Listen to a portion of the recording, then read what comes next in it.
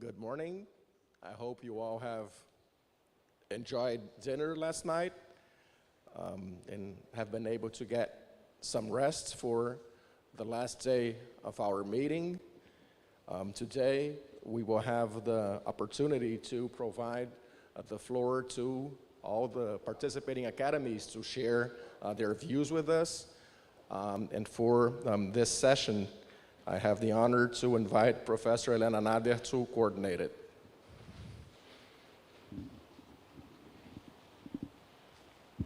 Thank you, Marcos.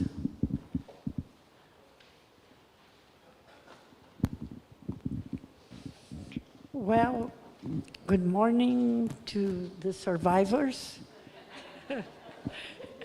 And now we have the privilege of listening to the considerations from the academies. We will go in alphabetical order, and then we'll have also the considerations from the IAP and IANAS. So in alphabetical order, Argentina, the National Academy of Science. Are they here? Yes. Thank you so much. You've been elected.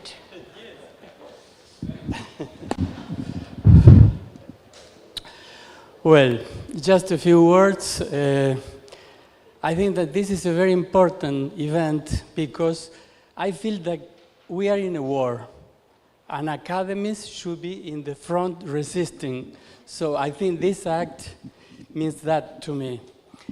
So I congratulate the fact that doing this in name of all the academies. That first. Second, that I think politicians are helpless. So there should be plenty of them, but they are not here. So what we can do just education.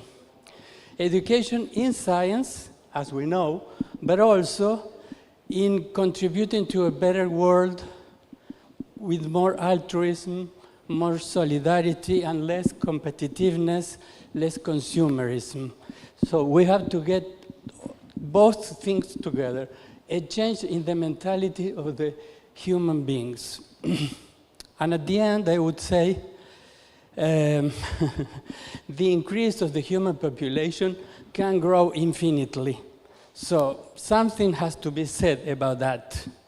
And I'm going to finish with a joke.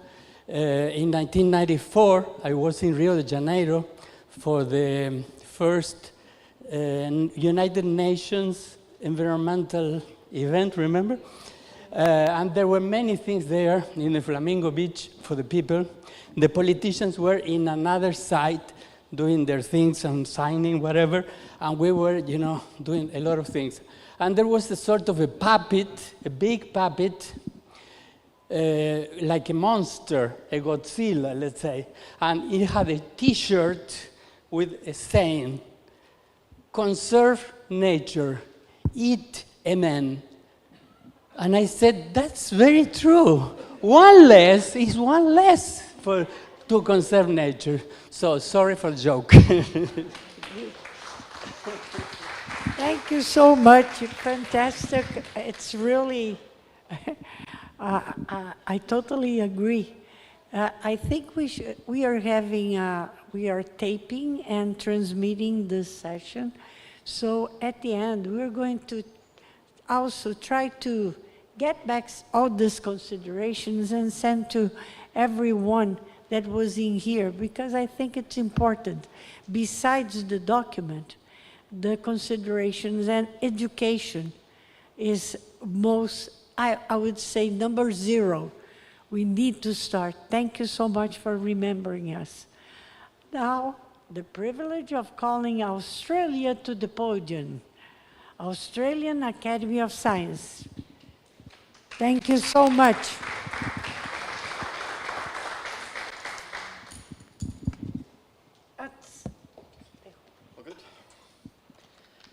Thank you. Just, I guess, a few reflections from the conversations we've had over the last 2 days. I think a real challenge for academies like ours is that you know, there's a need to move beyond just describing what the problem is. I mean, without taking away any of the sense of urgency about a looming catastrophe, we have to have a really clear message of what the pathways are to transformation, to actually convey some sort of optimism that science can help address some of the issues that we're facing. Certainly to do that, I think it's really clear that we need to be collaborating internationally. We need to be collaborating as science societies with the other professional societies too, and the social sciences, the economics, so that that social justice dimension can be addressed. It's quite clear from the discussions we've had that this is not just a science challenge. And that includes, of course, the more effective inclusion of Indigenous perspectives and Indigenous knowledges in that. Our previous speaker just highlighted the fact that often at these things, the scientists and the politicians are in different rooms. Well, that's clearly a big challenge too. We need to be more effective at partnering with decision makers, with government agencies, and really embedding ourselves more effectively in that. And I guess finally, I think it's important to avoid calls that we need more money for science. Not explicitly saying that, although it's true that governments should be investing more in science and education and training. But I think we've got to have a much clearer narrative of what the benefits are to society. Why should governments spend more money on us rather than spend it on defence or hospitals or roads? And so that's the narrative I think we need to be much clearer of, because my experience is that governments often don't think that science isn't important. It's just that there are lots of other important things that they're dealing with. So thank you. Thank you so much. Important thoughts, because we always say we need money, and it's true, we need money. And maybe we should address, as you pointed out, that instead of asking for more money, we should say, remember in the 60s, no, you are too young to remember that, but make no war, make love, make no war. So we should say, make science, make no war. Maybe we should start a slogan. Maybe we can get more fans together. I always remember that girl, Greta. She's unbelievable. She doesn't give up. And I think we cannot give up. You gave us the pathway. Thank you so much. Bolivia, National Academy of Science.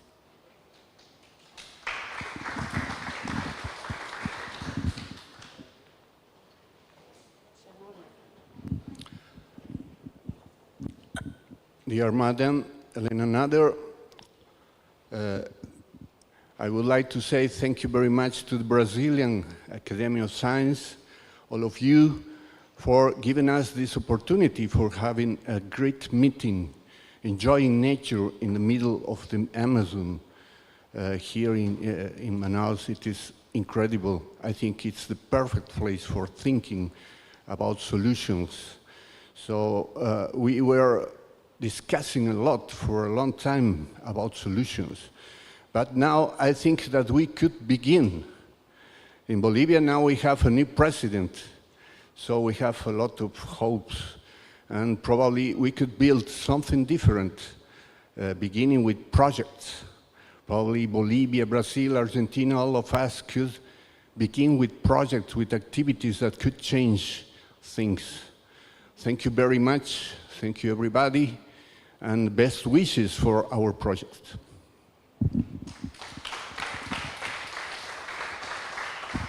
Thank you so much, and we wish you, Bolivia, lots of luck with the new presidency. We hope everything is going to, not everything, because we always have something to add to the list, but that science starts playing a main role in the decision making. So lots of luck, Brazil, and all the academies in here are cheering for you. Thank you so much. And now, Chile, Chilean Academy of Science. Again, an honor. I've been repeating myself, but it's always an honor to have you all here. Thank you so much. Thank you. So, on behalf of the Chilean Academy of Science, I'm bringing all the greetings to the Brazilian Academy of Science and all the academies that are present here from our president, Dr. Sergio Lavandero. I think we need to have a broad approach for tackling all the aspects that climate change faces. And obviously, Amazonian is a critical point. But without considering explicitly also other aspects like oceans, we will not be able to reach some targets. There are many initiatives today, some of them not with strong scientific basis, that are trying to use oceans to fight against climate change. And some of them seems quite dangerous because the scale that they need to be done to change the trajectory of climate change that we have now. So there is a lot of points that makes oceans, and the Antarctic, I will stress it also, is one of the major challenges that we face today. So my message is try to target these, and so non-Amazonian countries are also willing to play in this field.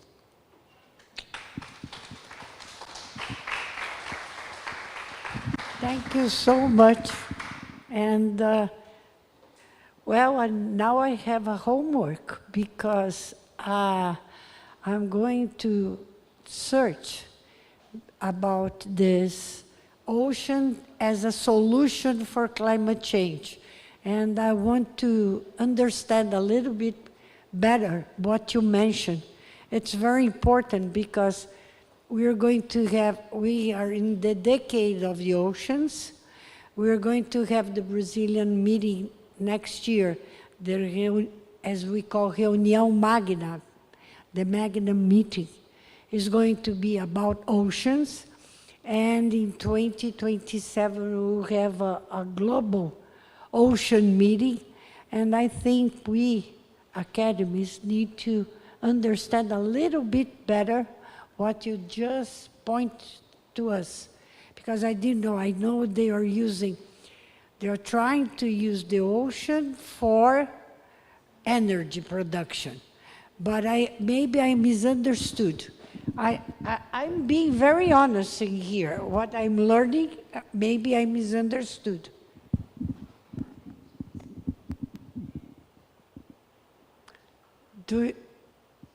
Oh, no.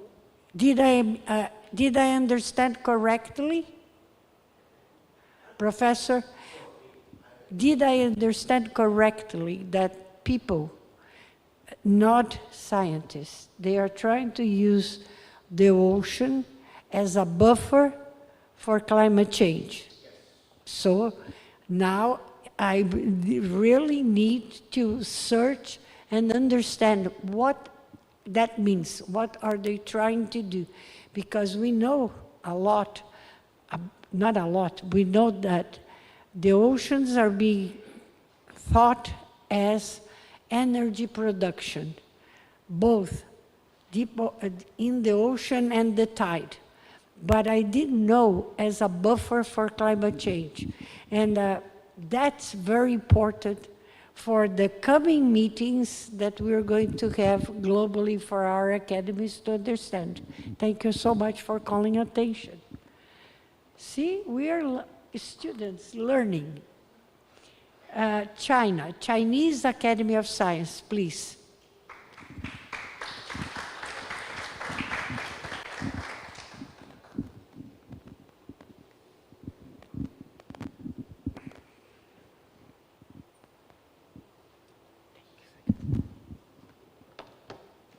Thank you very much for inviting us to attend this conference. In facing through climate change, the science must provide solutions. As China's premier research institution, the Chinese Academy of Science is grouping its top scientists to focus on 3 core missions. The first is deepening understanding.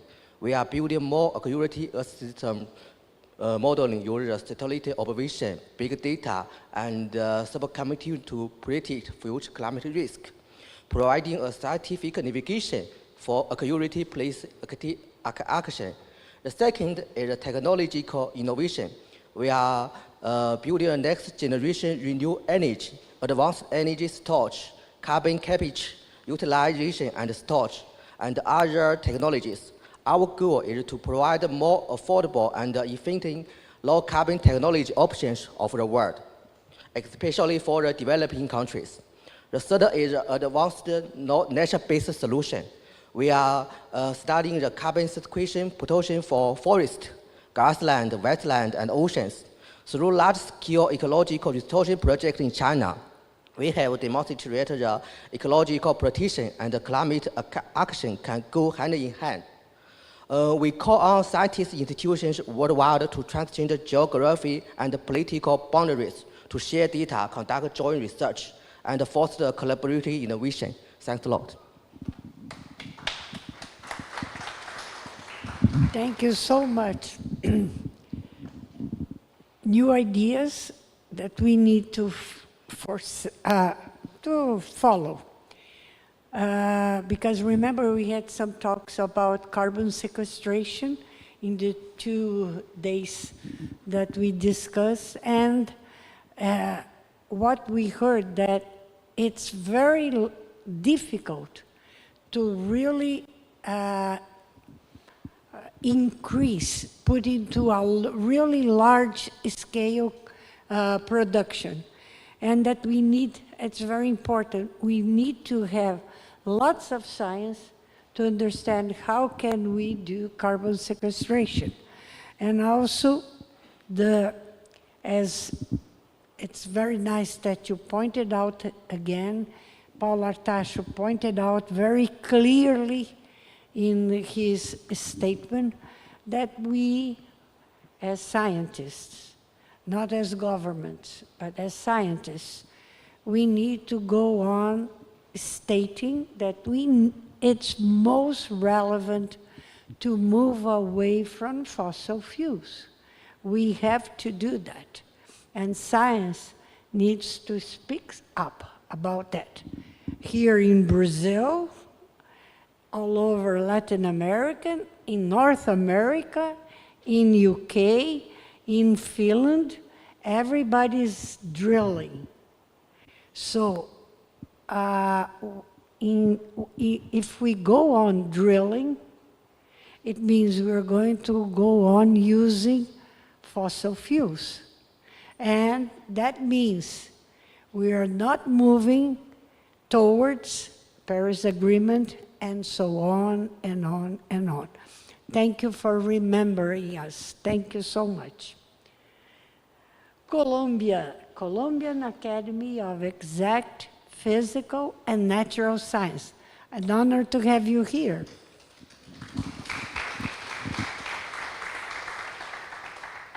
You can have more time. Okay. You're going too fast. Okay, very good. At the end, I'll need to see you. We are going to spend 2 hours. No, we are going to present our gratitude to the Academy of Brazilian Academy, to the Institute of Research of Amazons of Brazil. Thank you so much for share this space and also to share ideas about how enter in these large discussions in the COP30. I just want to say that over these days we have reflected of the defining challenges of our time, the accelerating of loss of biodiversity, the climate change reshaping our ecosystems, and as well the urgent need of environmental and social justice. Each session for me of this event reaffirmed a fundamental truth. This truth is science not only provides answers, it carries the moral responsibility to guide the decisions that will shape humanity's future. We also endorse the central message of this conference. We are completely agreed. Thank you so much for sharing it. This is our opportunity to call the world leaders to move from words to real commitments. Commitments that lead to the gradual phase of energy transition, the protection of the biodiversity, and the recognition of the rights and wisdom of the communities who safeguard our forests. We appreciate a lot to all the scientists, to these co-workers, to these people, very nice people in this event. Thank you so much. Thank you so much. You brought back the point of the impact on the environment. We cannot forget that because climate change, we are doing now, people can do by, oh my goodness, I forgot the technique now. It's not transgenic, you silence the gene by, como é o nome? Adalberto sumiu. Gene editing, but the technique, I forgot. Well, CRISPR, it totally ran away from my mind. CRISPR, by CRISPR, we have already rice resistance to drought, we have mice and others, but we cannot forget that we don't have gene editing for, at least by now, for humans, resistance to climate change. And I don't think the ones that are against climate change are also against CRISPR and RNA and others. So I don't think even then we'll survive. We need to, it's very important that you brought back the biodiversity aspect and how can we deal. For food, it's okay, but for humans, we still have a long, long way to go, and I believe we won't be able to do it. Now, my pleasure is Costa Rica, National Academy of Science.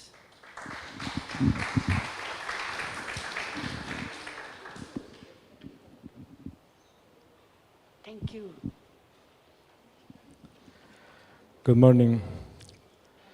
First, I would like to communicate the support of the Costa Rican National Academy of Science, the statement that we have proposed during these meetings.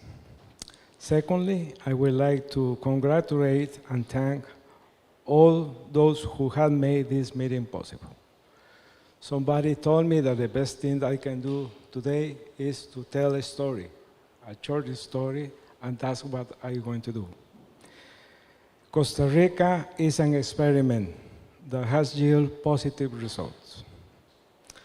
I want to highlight the case of biodiversity conservation. In 1960, aerial photographs shows that the country had 62% of forest cover. However, Landsat images from 1986 reveal that this figure has dropped 30 to 36%. Universities, NGOs, and other institutions and organizations work together to stop land degradation and biodiversity loss.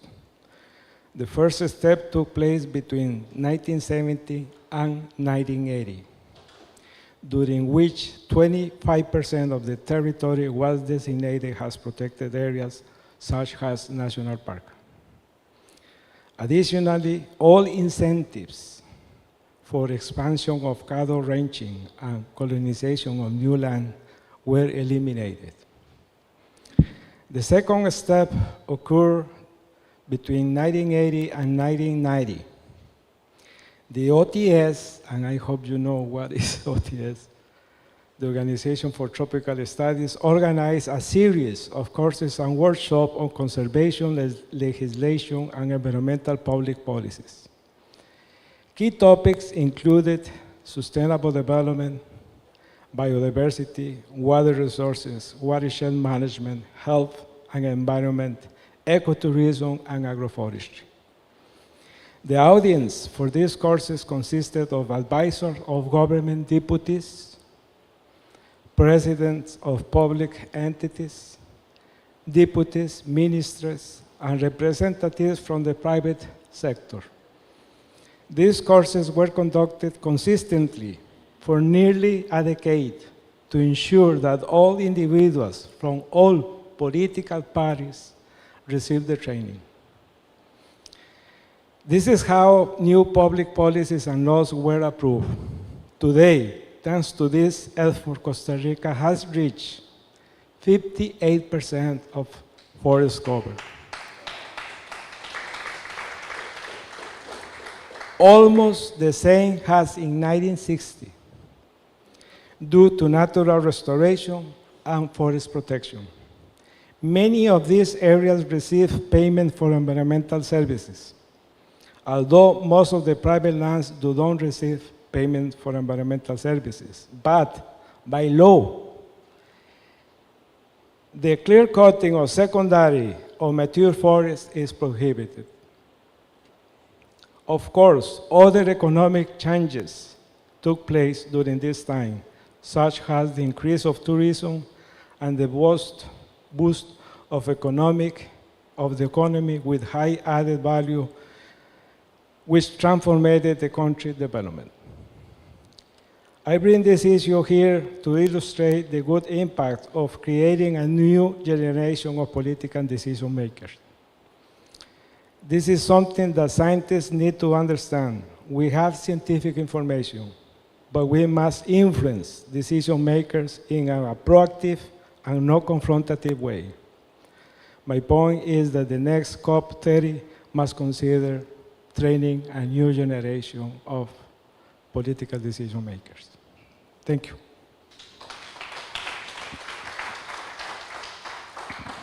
Thank you so much for the fantastic example of a country that overcame deforestation. Not only overcame, but enhanced forestation with native plants. Thank you so much.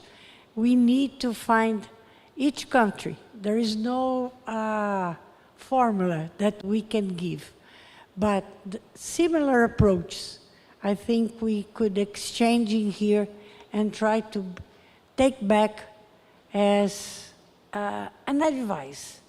Try to do that in our own countries. Thank you so much. Fantastic. Now we have the honor of having Cuban Academy of Science. Cuba, please.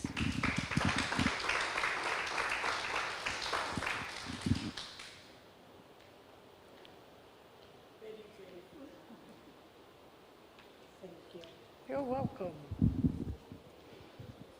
It's an honor to have you. Yes.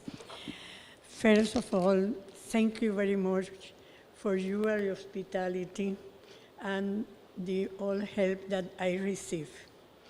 And I would like to recognize especially Marcos, Victor, and Fernando, because they were very, very patient with me.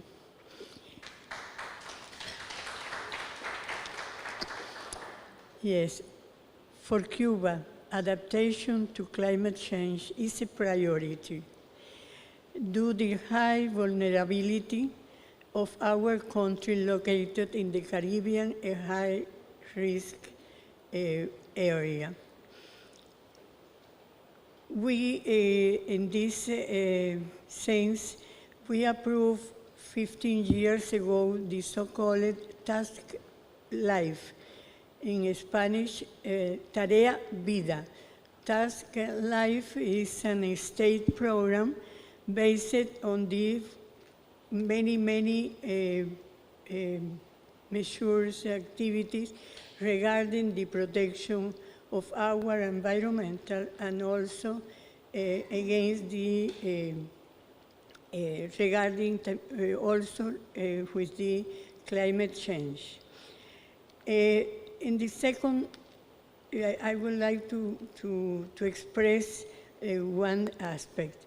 We defend the principle of common but differentiated responsibility presented in the United States Framework Convention related to the responsibility of countries in addressing the climate change, the climate crisis. Common but differentiated responsibility in accordance with national capacities and the principles of the Convention and the Paris Agreement. We and our academic especially, we recognize the defending important role played by scientific evidence, both in demonstrating of the objectivity of climate change and in the search of solutions. Our academy pays special attention and has a lot of works regarding scientific work related to climate change and to adequate address emerging scenarios. And the third point that I would like to highlight is related with the international cooperation. Our Academy of Science, through support, and are committed to international cooperation to address problems arising from climate change. In this regard, we have maintained exchange and collaboration with organizations in countries that are common problems relating to the impact caused by climate change. One example that I would like to express here is that despite the blockade of United States against Cuba, we maintain excellent relations. We maintain different kind of cooperation with scientific organization in the United States, for example, with the American Association for the Advancement of Science, and also with institution in Mexico that in that exchange we discuss many ideas, many theses, many aspects regarding the climate change in our area. It is important also all the activities that we can realize in the area of the Mexican Gulf and in the Caribbean. And we have around 6 seminars where we discuss about this. And in this moment, this event where we are is one of the most important example of this kind of cooperation. Thank you very much to Brazilian Academy of Science and also IANAS.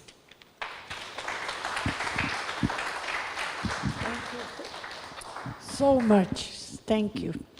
You brought to us several aspects, and I would say for me, the one that really touched me a lot was international cooperation doesn't mean governmental cooperation.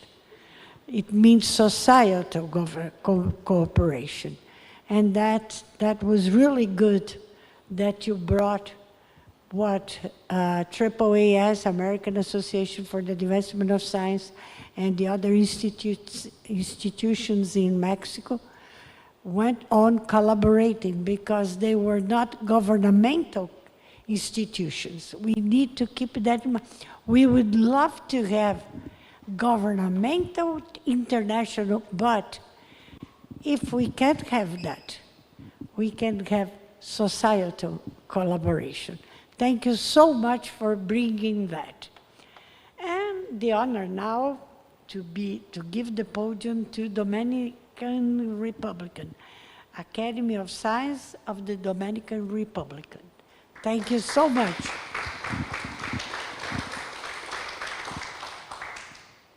Thank you. An honor. Thank you very much. Thank you very much to everybody. Good morning. We are delighted to be here today. Thank you very much for coming.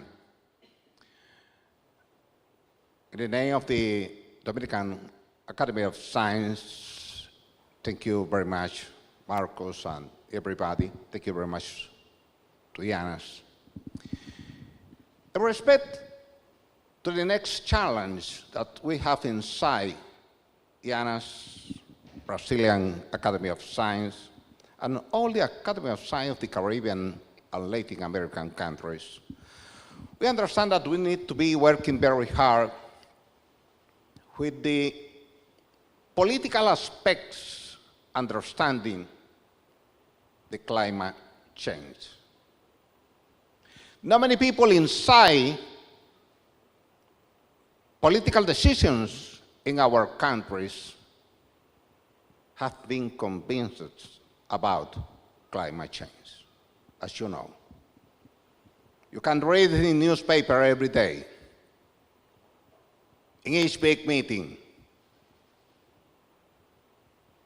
When they need to take decisions, many people is asking about where is the climate change. One concept very important is the understanding inside the scientific community. But the other thing is the political things, very different things.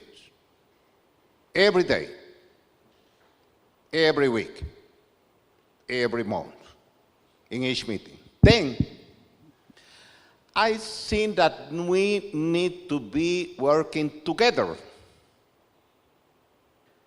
in each country and outside of our countries to convince everybody in the table of the political decisions about the reality of the climate change. How many people are here? 30, 40, 50? Yes, we understand the problem. But what is happening outside of the room meeting where we are? I understand that this is our challenge. For now and for the next future, I try to make decisions every day, because every day I am speaking in newspapers, on TV, on radio. Many people in our country is convinced about that. But we need to be working so hard in front, in the next months, in the next years. Because one person seated in the table of decisions is enough for take out our opinion.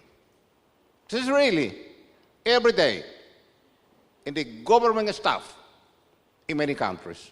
Then I suggest to be working with all the Academy of Science of all Latin American countries to convince everybody outside our meeting what is happening with the CO2 in the atmosphere. 430 ppm today. 300 ppm 50 years ago. The signal is clear for us, but it's not clear outside us. Then our suggestion from Dominican Republic Academy of Science is to be working very hard in this concept. Thank you very much for. Thank you so much. Thank you. Well, you gave us a call for action. We need to move forward embracing society. We need to have society together with us. And I think in baby steps, we are starting to get that, because it's not easy to reach out, but it's very important that you brought that back. Thank you so much. And now I have the honor of calling Ecuador, the Academy of Science of Ecuador.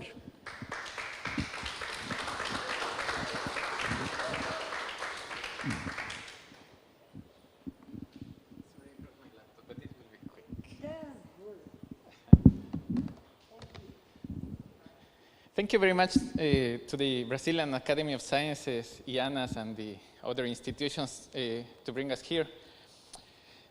Well, science cannot be neutral.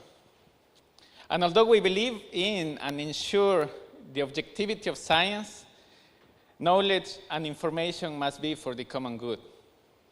Knowledge is indeed power, and we said that yesterday. We need to connect science and policy. We need to translate science into action. We need to overcome borders between countries for transboundary research, but we also need to overcome borders between disciplines for trans and multidisciplinary research. The physical, natural, and exact sciences will benefit from strengthening the dialogue with the social and economic sciences, the public with the private. This is not a competition. This is the search for a larger impact. Revaluing ancestral and indigenous knowledge and integrating it into scientific knowledge is a must. Nature provides uncountable benefits to people, but not unmeasurable. We need to speak similar languages to those who make decisions and investments. The value of natural capital and the recognition of nature's contributions to people through ecosystem services must be part of the conversation. The climate crisis, water insecurity, biodiversity loss are not only environmental issues, they are economic and political as well. As scientists, there is so much we don't know. That is true, and we must be honest and transparent about uncertainty and unknowns. But there is so much more that we do know, and so much that we can do. So let's not regret later, let's not be afraid, and let's face this global challenge together. The time is now. Thank you very much. Thank you. We go on a call for action. And it's true. And I'm, even though I'm very old, I have the faith of a child. I still believe in humanity. And I think we are, I look back, when I was a kid here in Brazil, I remember I come from a middle-income family, low middle income, that then my parents start getting a little bit more money. But I remember we didn't have milk in Brazil. We didn't have cheese. And now we produce for globally. So humanity has done, and science, I think what we need is make clear that without science and the uncertainties of science. Because science is not faith. People are confusing faith, religion with science. Faith, you believe. Science, you do not believe, you prove. And you create theories. And you have to be humble that sometimes the theory went backwards. So thank you for remembering us about that. And now I'm talking a little bit because we have lots of time, and lunch is going to be only around noon. So we have, I don't know. You can always shoot me. Now we're going to have the Guatemala Academy of Medical, Physical, and Natural Science of Guatemala, please. Another lady. A second lady. Thank you. Thank you. Thank you so much. Well, first, thank you very much for the Science Academy of Brazil for having us here. To me, this is a dream come true. I've wished to see the Amazonia since I'm a little child. So thank you so much. It's been so wonderful. Thank you, the staff. I've never been treated so well in my life, I think. So thank you so much.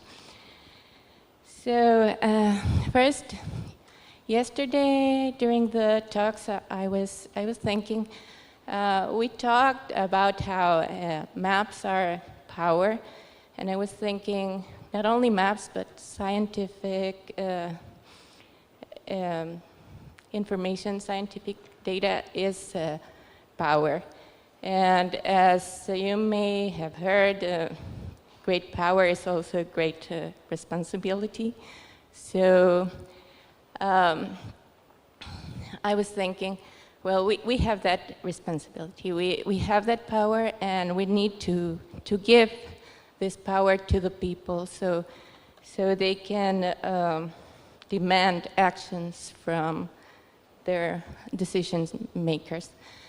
So, well, as a representative of a country and a region that is highly vulnerable to climate change, I would like to thank you all. Thank you for all these efforts in promoting science and science-based evidence that is so necessary in order to push forward and the urgent actions to face climate change and climate emergency, always within a context of highly diverse local conditions and with cultural relevance also.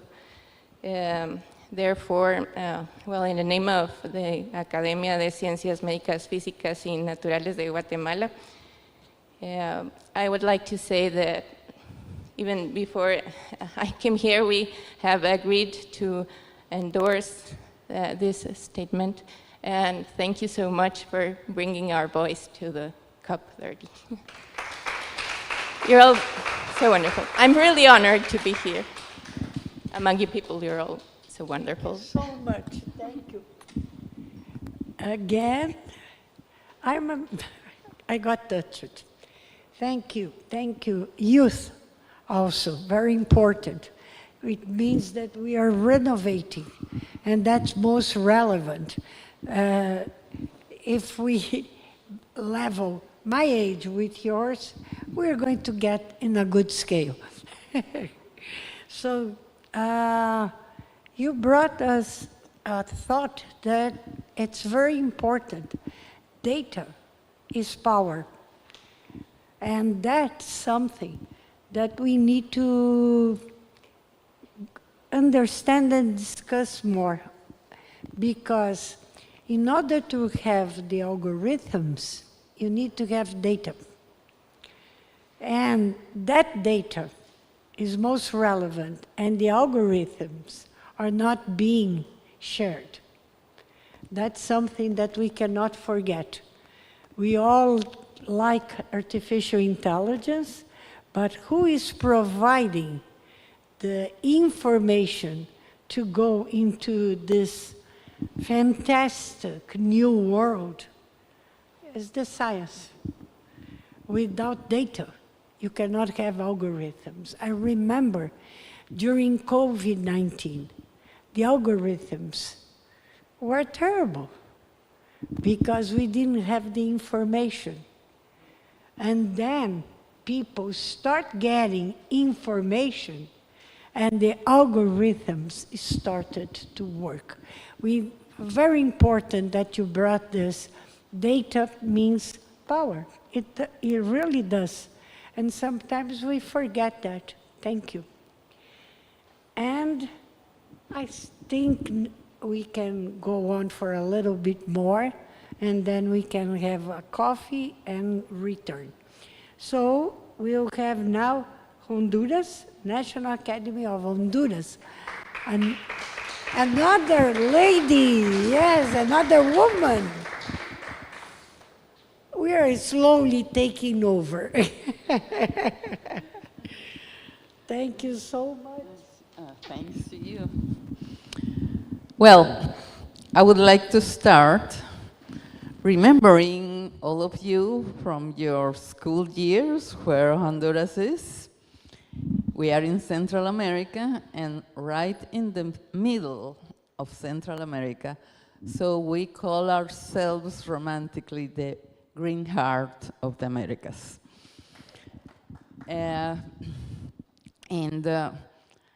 Over these days, listening to Dr. Schmink,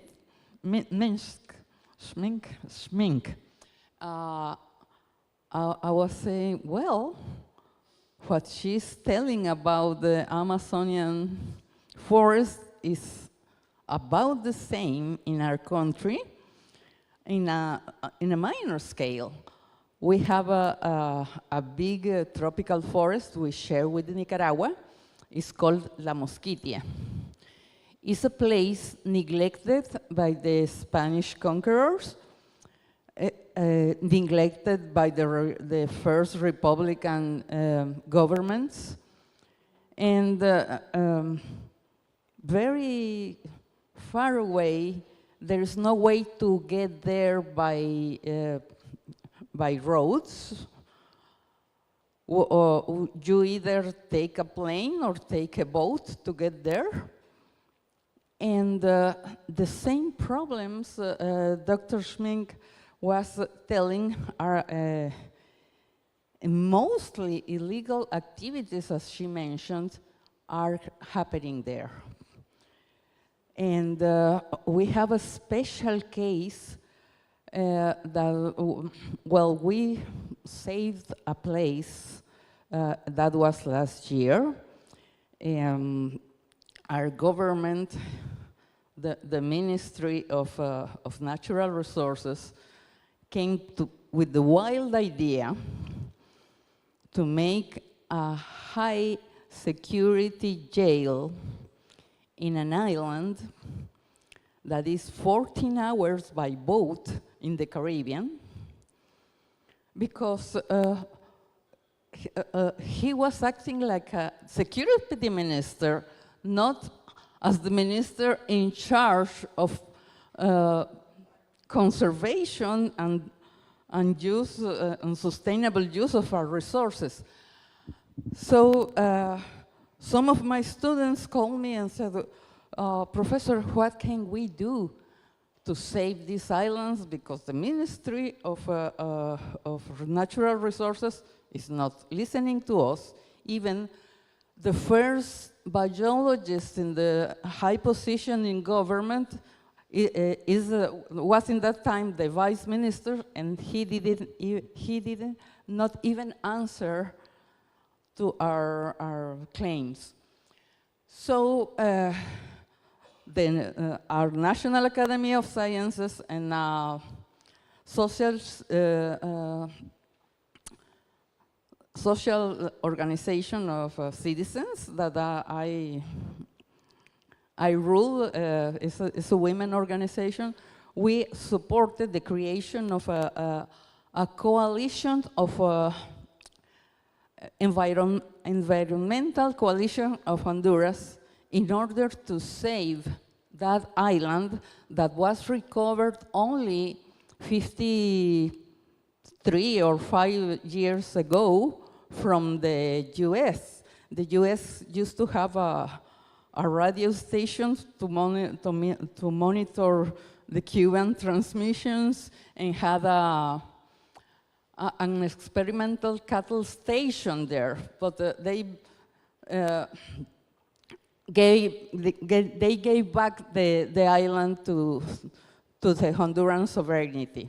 Since then, they have a patrol that is of around 10 soldiers that is changed every twice a month. And they had this wild idea to construct, to build a high security jail over there. And when hurricanes go cross that way, they don't have a way to take out those soldiers. They have to go underground to keep safe.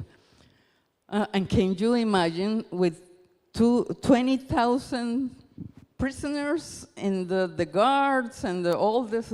Well, we as a coalition start to make a lot of noise. We were in every media, in every paper, and finally we get our way.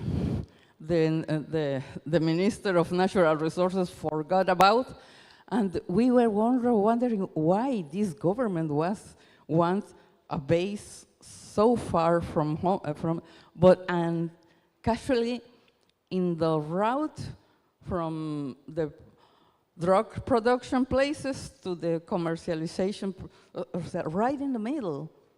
Well, finally, banks and other financial institutions came to the conclusion that was not viable. And with this triumph, we are, because people used to tell us, go to the streets, manifest. No, we want to keep safe, and our main commitment is to educate people. And since then, we have been organizing seminars, courses, going to schools, and this coalition has worked so well because, well, we had the support of the Academy of Sciences. So I think that's a way that we can cooperate with the government to educate people and save more resources than the national programs, because they kind of mixed up their objectives. So our National Academy of Sciences of Honduras really supports the statement. I think it's a little bit long, but it doesn't matter. It takes the points. Also, this statement was an inspiration for me last night to write my weekly article. I already sent it. I'm fine now. And, well, I think it's a way to contribute to education of people. I'm going to send the article. It's going to be published in our paper tomorrow with the inspiration this meeting and the statement has given me.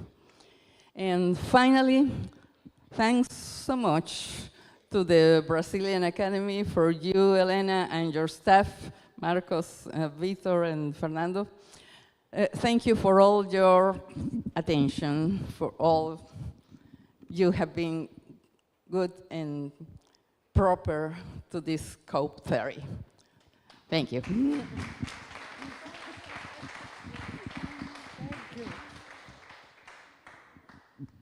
Again, you brought back education and organization. If we organize ourselves, we may lose, but we need to try because you won at the end. And that's the most relevant. And as you pointed out also in the beginning,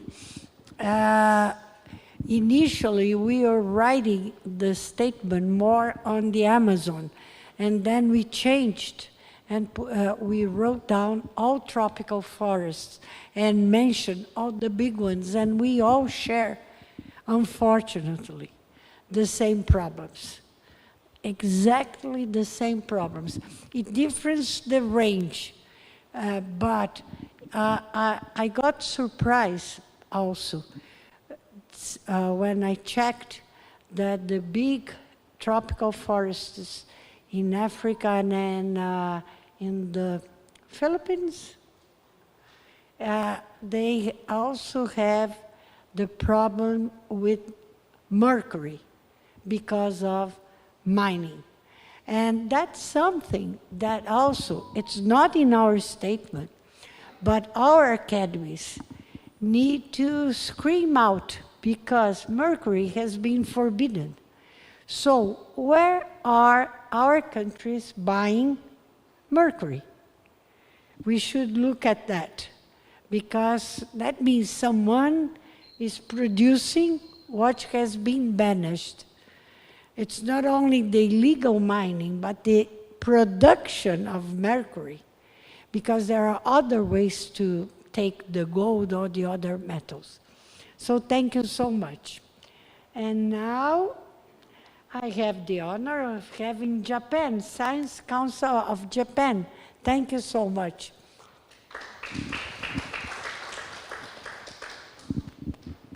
Another woman. Finally. Thank you so much. Okay. Well, I really appreciate the ABC, Brazilian Academy of Sciences, for having this special opportunities, and muito obrigado, muchas gracias a todos de países de América Latino, muchas gracias. And it's such a great honor to be here. And I have to say, I'm a little sad to see there aren't that many from industrialized nations. So I'm one of the few, but France, China, Portugal, and as a speaker, Australia, I'm sorry, but as a speaker, UK and US. And so this has been really enjoyable. I wish I could be more, spend more time to become friends, but we have such things as email, so I hope we can keep in touch. Please feel free to write to, let's write to each other. So I am here as and I also want to thank the Science Council of Japan for sending me halfway around the world. As I had an opportunity to tell you, Science Council of Japan is serious, and so is Japanese government about doing something about climate change, mitigation and adaptation. We may be slow, but the government did pledge about carbon neutrality by 2050, okay? Well, better than nothing, even if we overshoot. Way overshoot the 1.5 degree goal. But the problem is very challenging because in order to achieve carbon neutrality, we might face a trade-off with biodiversity conservation. So all the solar panels and windmills, some people are concerned because they tend to be built in some of the nature reserves in Japan. So how do we deal with this kind of conflicts? There is no sweeping solution, and any potentially sweeping solution can be potentially dangerous. So we scientists need to be really careful about that. So we've been discussing how to achieve carbon neutrality with circular economy and nature positive. But as many of you here understand and support, nature-based solution has a key. At the same time, the speed of climate change is really alarming. Yesterday, during the session I had an honor to speak, Dr. Val talked about how the climate impact is damaging the freshwater fish in Amazon. That was one of the most direct and most serious impact, in addition to coral reef perhaps, about the direct impact of climate change on biodiversity. And I also agree, I couldn't agree more to Dr. Ricardo Bernardi about how the agro-business or current agro-food systems has a lot of problems. So from this, okay, so Science Council of Japan do agree these issues, complex issues, and trying to have transdisciplinary discussion. I hope each national academy will be doing this, because some of us here may be all in support of tropical forest and biodiversity, but some engineers may not. So how do we actually have communication within each nation? Very important. And now let me say a few things from my rather personal observation through this meeting. Ethics is very, very important. We, as scientists, are trying to generate public knowledge. And for that, ethical concern is very, very important. We also want to train young people for not depending on AI, but to be able to think on their own, to be able to detect any lies, because AI could be manipulated. So how do we actually explain patiently? It's not a black box. Scientists are attacked now around the world. And so there are people who deny the benefit of vaccination, not mention climate change, adaptation, mitigation. So we scientists are often attacked as elitists. We are scientists, we know better, so you have to listen to and follow the evidence and potential policies we suggest. No, this is going to backfire. We really need to be patient, explaining step by step to public. Please help journalists who are trying to do their best job. They are attacked now. Any journalist trying to tell public knowledge we generate might be attacked by for-profit, selfish motives by certain sections in the society. So we need to work with journalists. We need to explain step by step what we are doing, why we believe this is the right. Even though there are certain uncertainties, but still we need to be patient in explaining the processes behind our thinking. So that's, these are some of the things and that come to my mind. So it's just a great pleasure to be here, and COP30, and the decision will be made by government representatives, not so much necessarily input from scientists. But it's great to have this parallel side event so that we can communicate and put our force together to see what we think together is evidence-based way to make the world a better place from our ethical beliefs for better equity, including all the indigenous people and marginalized rural people, people in very poor countries. So I'm so glad that there is a representative of Senegal. I really liked what you had to say, how the most marginalized, the poor people are the ones who will suffer from climate change impact most. We have to remember that. So scientists have responsibility of being ethical player in this society. I hope you would agree with my thinking. Thank you very much. Thank you so much. Thank you so much. You brought back education. How do we educate the young generation to cope and understand AI and visualize the wrong pathway that sometimes, a lot of times here in Brazil, they bring of information. But most of all, you brought a very, I would say, the initial, it's below zero. Zero was education. Now we have before that. We need to be ethical behavior. So with that, if we all behave ethically, we would not do several things. Ethically, we will not say that vaccines kill. Ethically, we will not want to drill more because the ones that are going to be suffering initially more are exactly the poor people. And we are moving far away. Remember on the first day I said, leave no one behind. That was signed by the 196 countries, nations, at the meeting in September 2015. So thank you so much for bringing us this topic back. And now Mexico.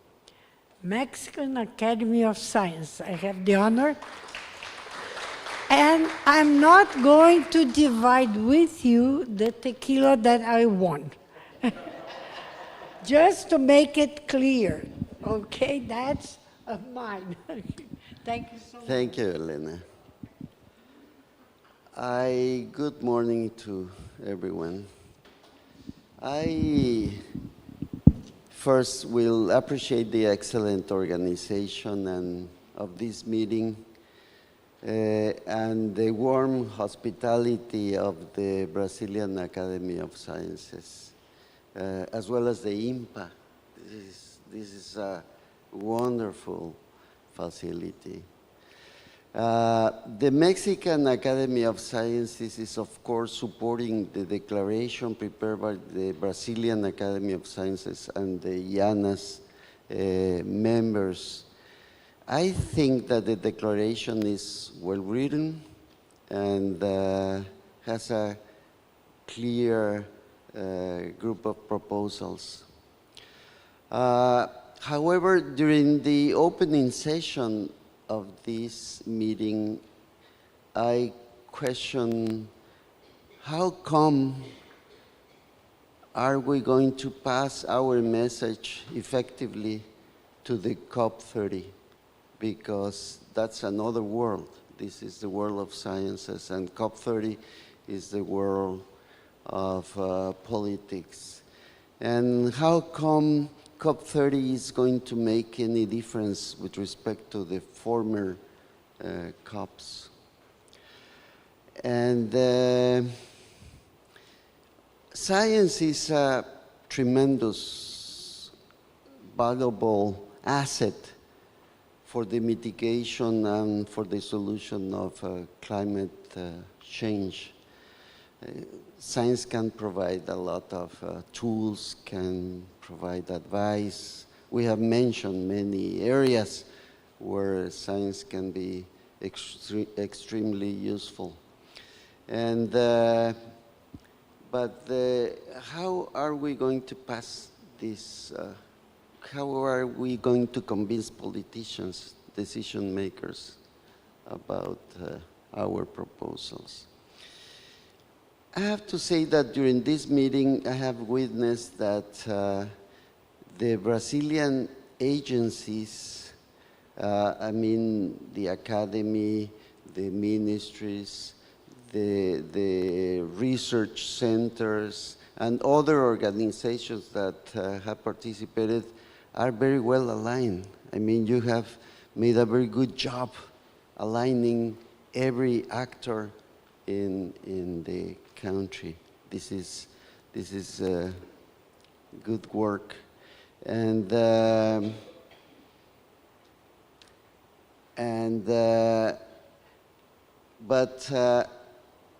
this is going to be very important to pass a strong message during the COP30. But I would like to organize a general idea. In our continent, the US presence is very strong, I mean, very important, and the US is not going to be present, or at least after they retire from the Paris Agreement, the presence of the US is not so clear. I'm sure that parliamentary presence is going to be there. I'm sure that non-profit organizations from the US are going to be there. But this void can be an opportunity for Brazil to show leadership in this COP30.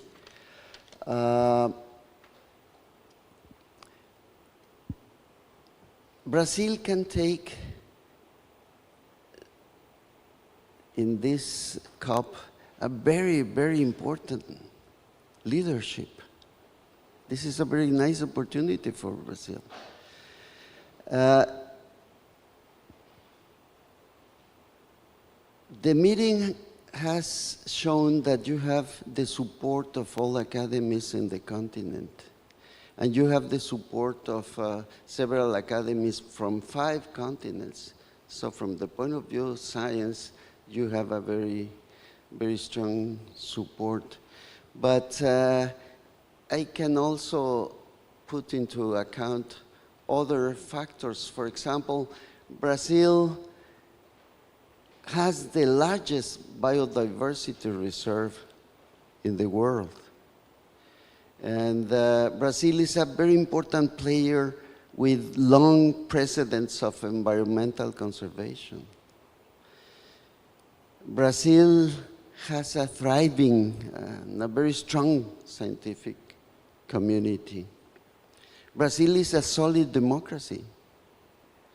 Remember that the last 3 COPs were organized by countries with authoritarian regimes. And I think that in order to solve the problems of climate change, you need to push for social equality.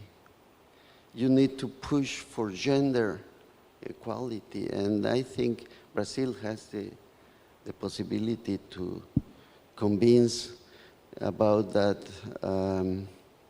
Brazil is also one of the largest economies in the world, so has strong power to push ideas. And so I am convinced that this could be a very interesting opportunity for your country to push forward a strong commitment towards climate change contention. And I can say I have my support. I have the support of the Mexican Academy of Science. I'm not sure that our government, I'm not sure about the behavior of our government, but I think that you are going to take this opportunity, and I wish you good luck.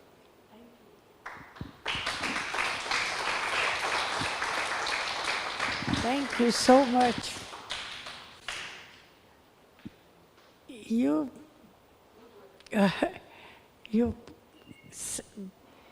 I hope we can really move forward after COP30 and during COP30. And I think we have a say in Portuguese. I don't know how to do it in English. Marcos, please. We say in Portuguese, Spanish-spoken people will understand. Água mole em pedra dura, tanto bate até que fura. Right? So, we are winning already because we are going to have in the blue zone a science panel.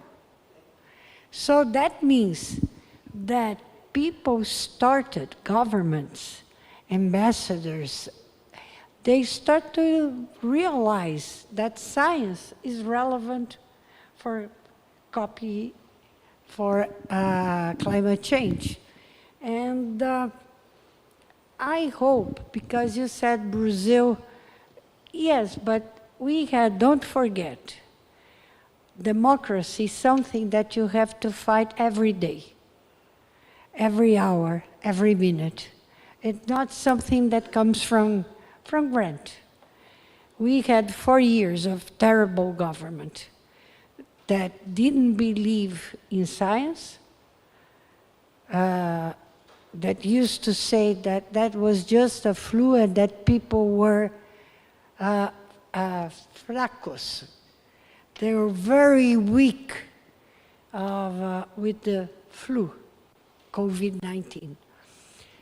And when you look at the population of Brazil and the global population, the percentage in Brazil and also the United States, due to similar behavior, is outstanding.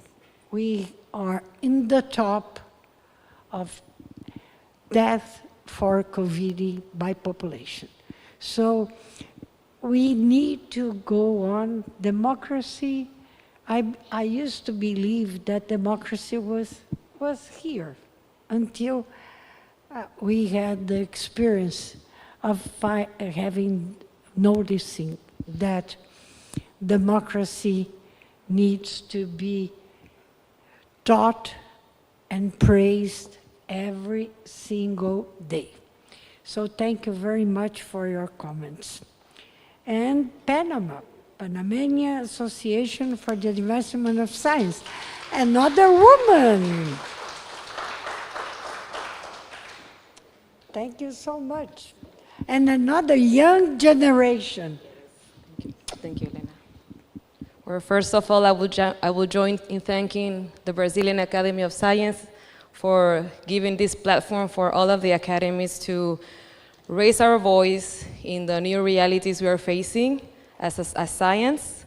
For the last 40 years, the Panamanian Association for the Advancement of Science has promoted science and technology as fundamental aspects for our government and for decision makers. Me, as young woman, a new generation of science, I would like to take this platform to deeply appreciate all the efforts made through all the academies in paving our way for a better infrastructure, programs for pursuing our PhDs, our postdoc studies, all the resources that you have fight so that us, young generations, could have a better future in science. Now it's our role as young people to continue all the efforts made by all of you, try to face the new reality, which is, of course, nature. Nature is calling for our help to preserve nature, climate change, indigenous people that live in the forest, and we need more funds, we need more evidence-based so that decision makers could really protect now the way for our children. So this is, for me, it's an honor. I feel very humbled to be part of this. And as Panama, we have the two oceans, we have a deep forest, the Darien, which is a way of hundreds of immigrants that come from the south for a better future. But whenever they reach Darien, they face the reality, the crude reality of Darien, which is a very deep and dangerous path because it's not open, it's closed. A lot of diseases that comes from Colombia to our country, and we have to face the reality of providing a health system in this frontier area that is well equipped with medicines, with physicians, that could provide the services for these immigrants to continue the way to the north. So for sure, we live a reality as Amazonia in a different point of view, which continues to be in the forest. We have our oceans that are also, we APANAC have the program of waters, and we have a lot of efforts in this program because our oceans are also feeling the effects of climate change. So we APANAC, we endorse the statement of COP30. We would like to especially make, well, me, an effort to call to the action of funding, of more resources allocated for the evidence that needs to be provided by ecologists, biologists, oceanographists, so that we could have a brighter future for our new generation, protected weather, climate, forest, oceans, and preserve our future and our nature. Thank you. Thank you so much, and thank you so much for your endorsement, and more, I would say, thank you for your engagement and for acknowledging the work that the academies, the old generation, prepare for the young generation. It's really great to see you in power and moving forward. Thank you so much. Paraguay, Scientific Society of Paraguay. And I want to thank them. And we hope that pretty soon Paraguay will start to be a member of IANAS, right, Karen? Karen is already taking care of all of that. Thank you so much for being here. It's an honor. Okay. Good morning for everyone. It is with a great satisfaction and honor participate in this important event in the fabulous place.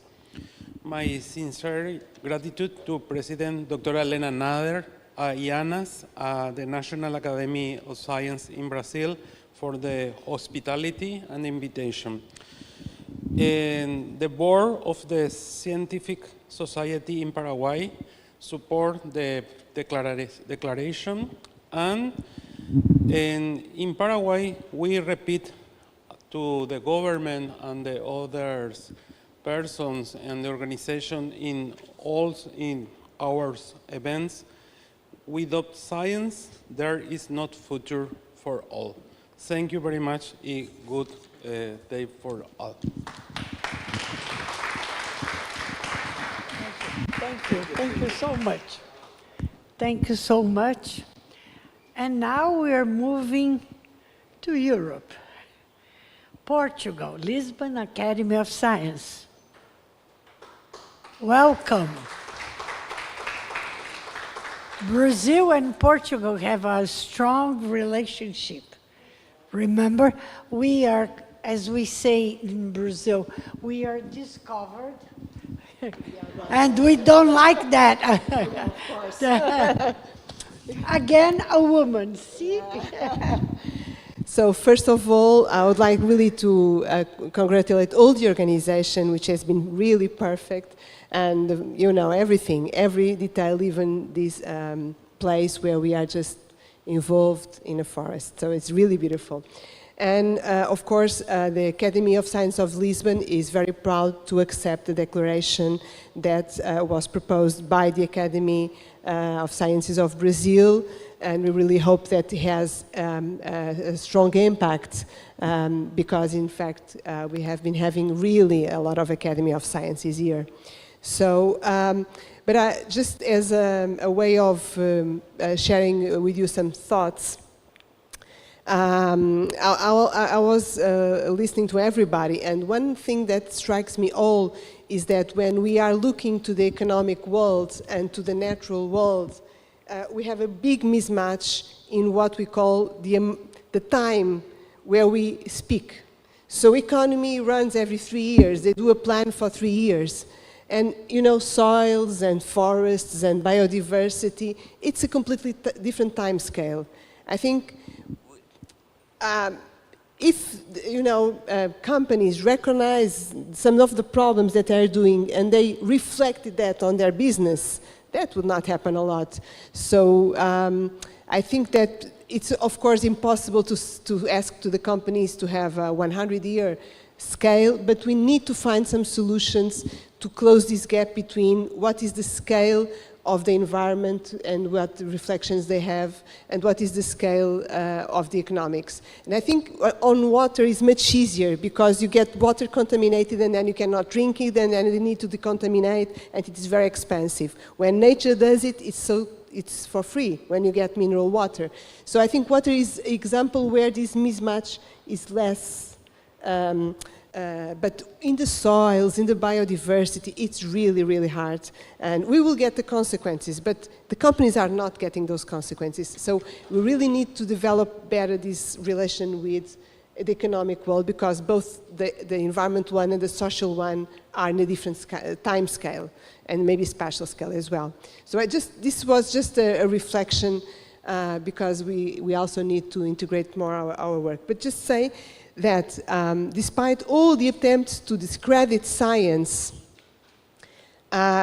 we need to assure that science is still an important refuge of trust to the society. I don't know how to do it, but it's important that like ethics of course is one of the things, but we really need to assure this in the future, because we need to be a refuge for credibility, and otherwise, you know, with all the disinformation, will be very difficult. So, as I said yesterday, we need to increase the literacy, and we need to increase the literacy of the non-natural scientists, especially, because a lot of times they also are taking decisions, like lawmakers and so on, and economists. And we need to do it from early on, and we need to do it continuously up till the end, of course. And we need also to integrate concepts of complexity. Things are not black and white, 1 and 0. You know, you are one thing or the other, or the opposite. This is not true anywhere. So we need to integrate complexity. People need to think about really if that's really just zeros and ones, and also uncertainty, which is something which we have a probability of something and not simply a truth, you know. So I think we need to incorporate these values. I don't know how, again, otherwise we already had some Nobel Prize with it. But we need to, of course, integrate complexity and uncertainty when we educate. It's just some reflections, because students want, but it's like that or like that. And sometimes it's not like that, exactly the answer, it's somewhere in between. And so we need, so to solve complex problems, we need imagination.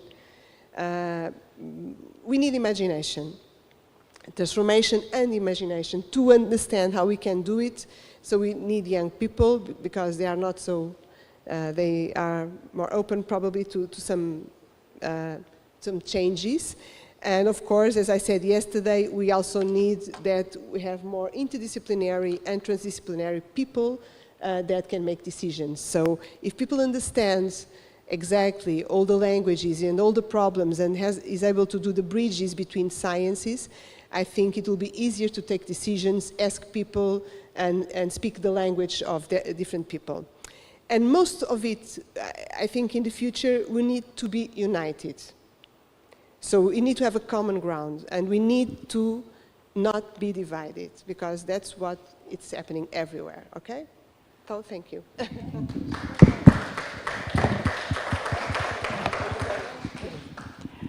You brought to the table that we should remember that, and it's important indeed to make a correlation with the economics, for instance, in climate change, that's the topic we are discussing, and that's most relevant. But I think for me the one that touched me more was to remember whenever we discuss the complexity of the topic and the uncertainty, and to be united. So thank you so much. And now we are going to move to Africa. Please, Senegal National Academy of Science and Technologies.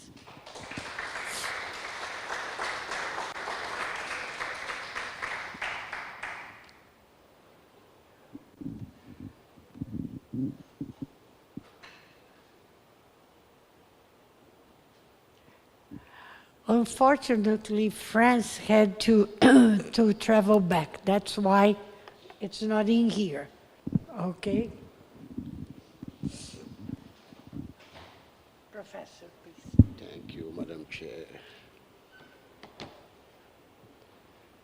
Thank you, Madam Chair, for the floor.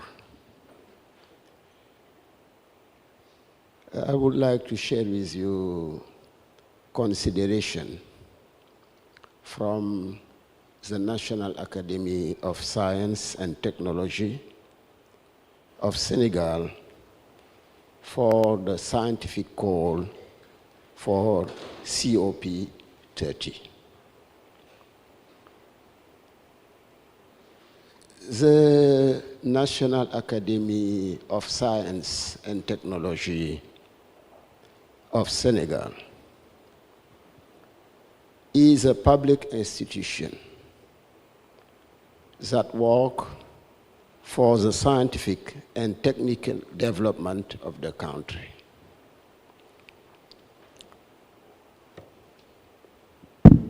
Sorry.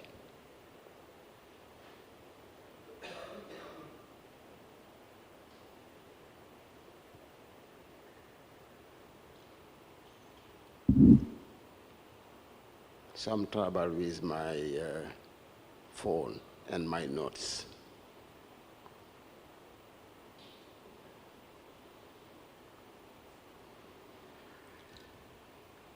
It was founded in 1999, and the main objectives are to provide advice on scientific policies, promote scientific culture,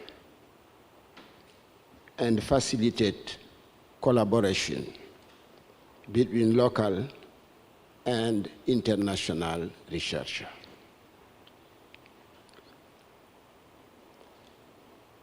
In the context of COP30, our company, our academy, could emphasize the challenges related to climate change and reduction of greenhouse gas emission, particularly methane. As reported, in reducing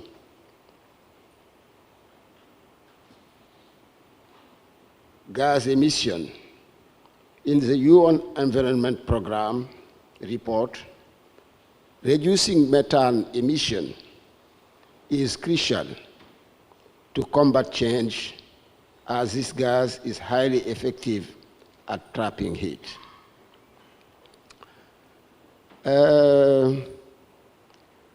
Three key points of discussion where our academy can give contribution.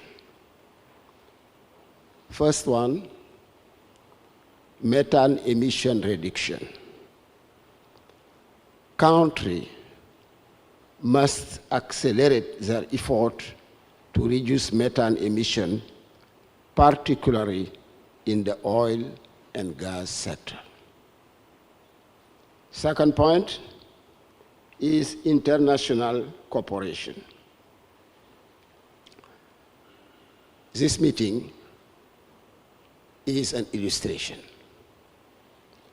International cooperation between countries is essential to combat climate change and to promote sustainable practice. Third point, scientific policies. Scientific and technical policies must be strengthened to support the fight against climate change and promote sustainable development. In summary, our company could play a role in promoting science and international cooperation to address climate changes, particularly in the context of COP30. Madam Chair, thank you again for the invitation. Our company is very happy, and we think that international cooperation will become stronger and stronger, especially between Académie Nationale of Senegal and Academy of Science of Brazil. Thank you so much. Thank you so much. Thank you so much. And again, we have collaboration. We need to have collaboration among different areas of research, among different units of our countries, among different countries. Globally, we need to collaborate. And the last country is Suriname, National Zoological Collection of Suriname. Are they here? Yes. A woman again, yes. We almost had half, but thank you. Thank you so much.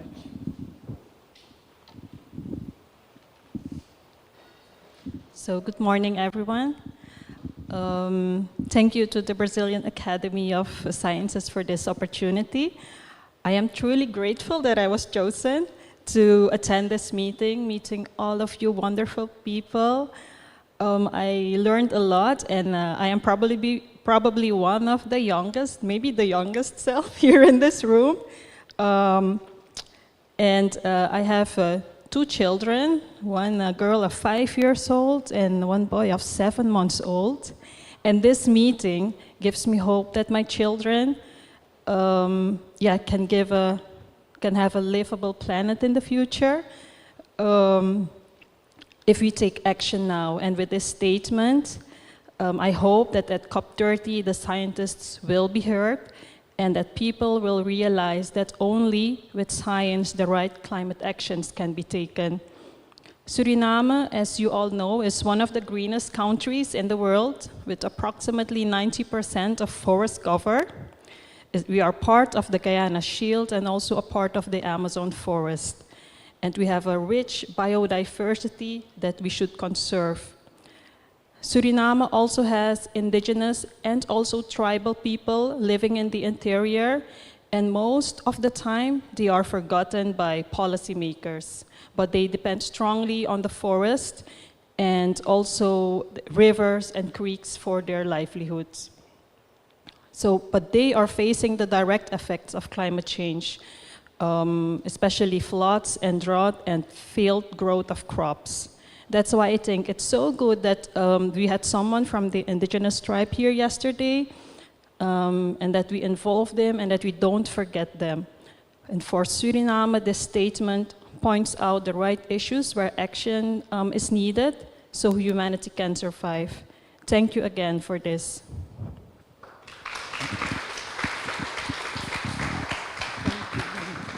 Thank you so much. It's very important because it's most relevant.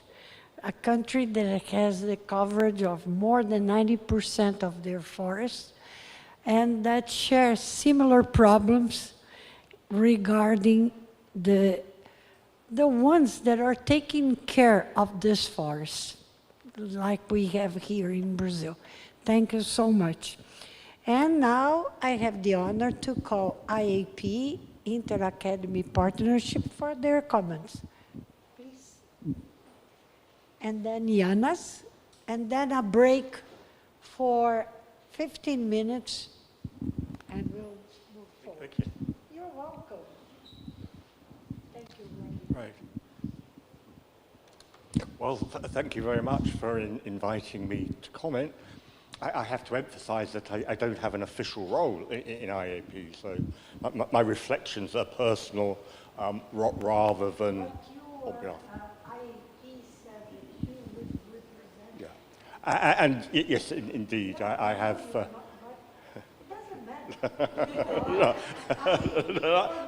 Yeah. I will still say, so yes, thank you very much again for inviting me to this wonderful location and to a great event that I think it illustrates very well the convening power and the convening value of academies and their networks. To build personal relationships, to share lessons of good practice, to collectively understand the problems that are facing us all and the solutions. I mean, I come from a country, United Kingdom, that of course doesn't have any tropical rainforest, but we share many of the concerns, the global concerns of tipping points and so on, and we face in Europe many of our own environmental problems and health problems, which I talked about earlier. So I think this meeting has, as I say, exemplified very clearly the value of academies working together at the regional level. And so from the IAP perspective, I'm sure that everybody in IAP would share the view that there is great value worldwide in academies and networks working together, learning from each other about the local, regional experience, sharing, understanding about the solutions and the priorities, and above all, in the context of this scientific call for COP30, agreeing about the core importance of science evidence in guiding and transforming the use of knowledge in policy and practice. Now, that's not to say, of course, that science is the only source of knowledge. We've heard something about indigenous knowledge, other sources of knowledge apart from the randomized scientific observations, and these are also very important to bring together as we compile our knowledge to inform policy. In IAP, we've had a number of examples of, in the area of climate change and biodiversity, of bringing evidence, bringing science to the attention of policymakers at previous COPs, for example. It hasn't been easy. I mean, I've had experience with a couple of COPs in Dubai and in Glasgow, and in both cases, the visibility of science was rather low. That there were individual side events, of course, focusing on science, representing NGOs and scientific establishments. But there was very little in the central political discussions, which is why the potential of COP30, with its blue zone focus, is so important. And I hope this will be lead to a resurgence of recognition of the practical importance of science in guiding our colleagues in the policy world. That there are some very large challenges at the geopolitical level, as we've heard. And indeed, there are vested interests who are pushing back in a number of areas regarding fossil fuel phase-out, as you mentioned, regarding the reality of climate change itself and its impacts. And it is a responsibility and a role for all of us in the scientific establishment to continue to highlight what science is telling us and to, where we can, combat those increasing amounts of misinformation and disinformation, you know, that often are coming from vested interests. So it's not enough for us just to talk about our research, but we have to actively combat false information. So thank you very much for inviting me. I hope very much we can build on you know, this regional initiative. As I said, I can't actually speak on behalf of the board of IAP, but I mean, I will certainly feed back to my colleagues. And thank you for involving me. Thank you so much for being here. It's most relevant because IAP congregates all academies in the 5 continents. And IAP has a role that's most relevant. And in my opinion, my humble opinion, it's totally different than the role that ISC should play. I always say that in public, and I'm going to state that again.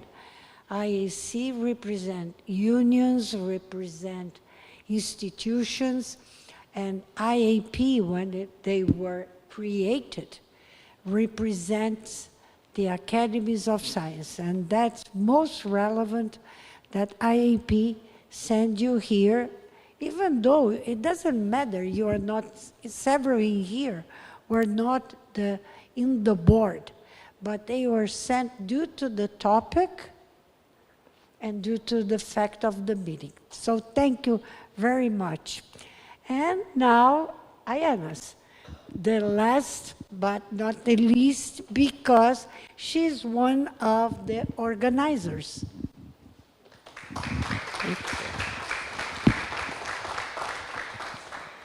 I will make this quick, and then because I know everybody is counting the seconds until the break. But I wanted to say 4 things. The first one is that it's inspiring to me that we've been able to have this meeting and pull this document together, and that we have so much support for it. It reminds me of a term, the epiphenomenon effect, which is basically that the whole of us is greater than the sum of its parts. And so I think together we have a stronger statement than any single one of us or any subset of us would have. The second point is we're aware, all of us, of the changing landscape of science. And this is especially true in the Americas, but it also involves other parts of the world. And the question of interdisciplinarity has come up, and the question of the importance of transcending our disciplinary boundaries. And even in this room, we have representing lots of different kinds of science. But the changing landscape of science creates lots of opportunities for other people. The center of gravity of science is changing. And I think that is, as was said earlier, a great opportunity. It's also one that we need to pay attention to and not ignore. It's not business as usual. And this is something that we as scientists need to be aware of. And the third point is to make a distinction between advocacy and activism. And I think most of us in our own science, in our fields, even in talking about the importance of science and applying scientific knowledge to decision making, we've been advocates. We've been practicing advocacy. And the definition of that is working within existing systems to support a cause through persuasion and negotiation. And we've been doing that, and we need to keep doing that. But we also need to be more activist. And that means breaking out of the comfort zone of what we've been doing and disrupting existing systems. So I think that getting into the blue zone, Elena, getting science into the blue zone at the COP is a step forward.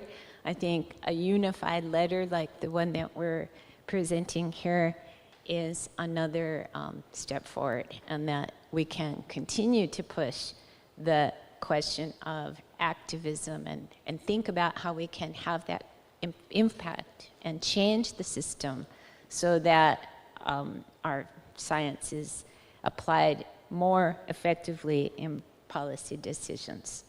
And the last point I'd like to bring up, since it's the end of this part of the session, is to ask all of you to join me in thanking the Brazilian Academy and IMPA, but especially also Elena for not just having a vision and getting us all together, but actually for turning this vision into action. So thank you, Elena.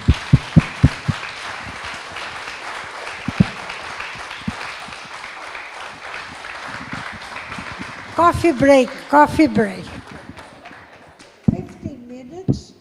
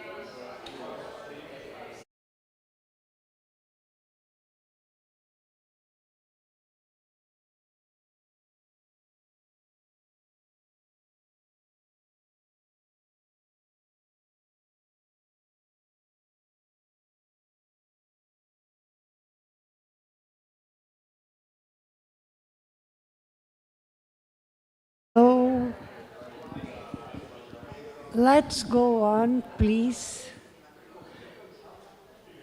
And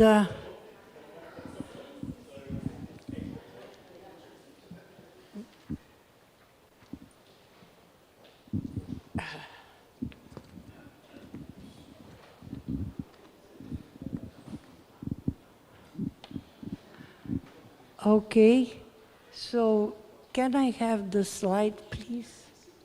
Enlarge. Nobody can hear. Isso. Pouquinho mais. Can you see it? Okay. So we are going to read. Now it's too big. Okay, now. We're going to read the executive summary for a scientific call for COP30, Science Academies United for Climate Action. And the statement is 1, 2, 4 pages, I think. And as soon as we get the signatures, I'm going to tell you after reading these academies that already have signed it and the ones that are still waiting to send us their okay or not okay, okay? So, hosting COP30 in Belém, at the heart of the world's largest tropical forest, represents more than a symbolism.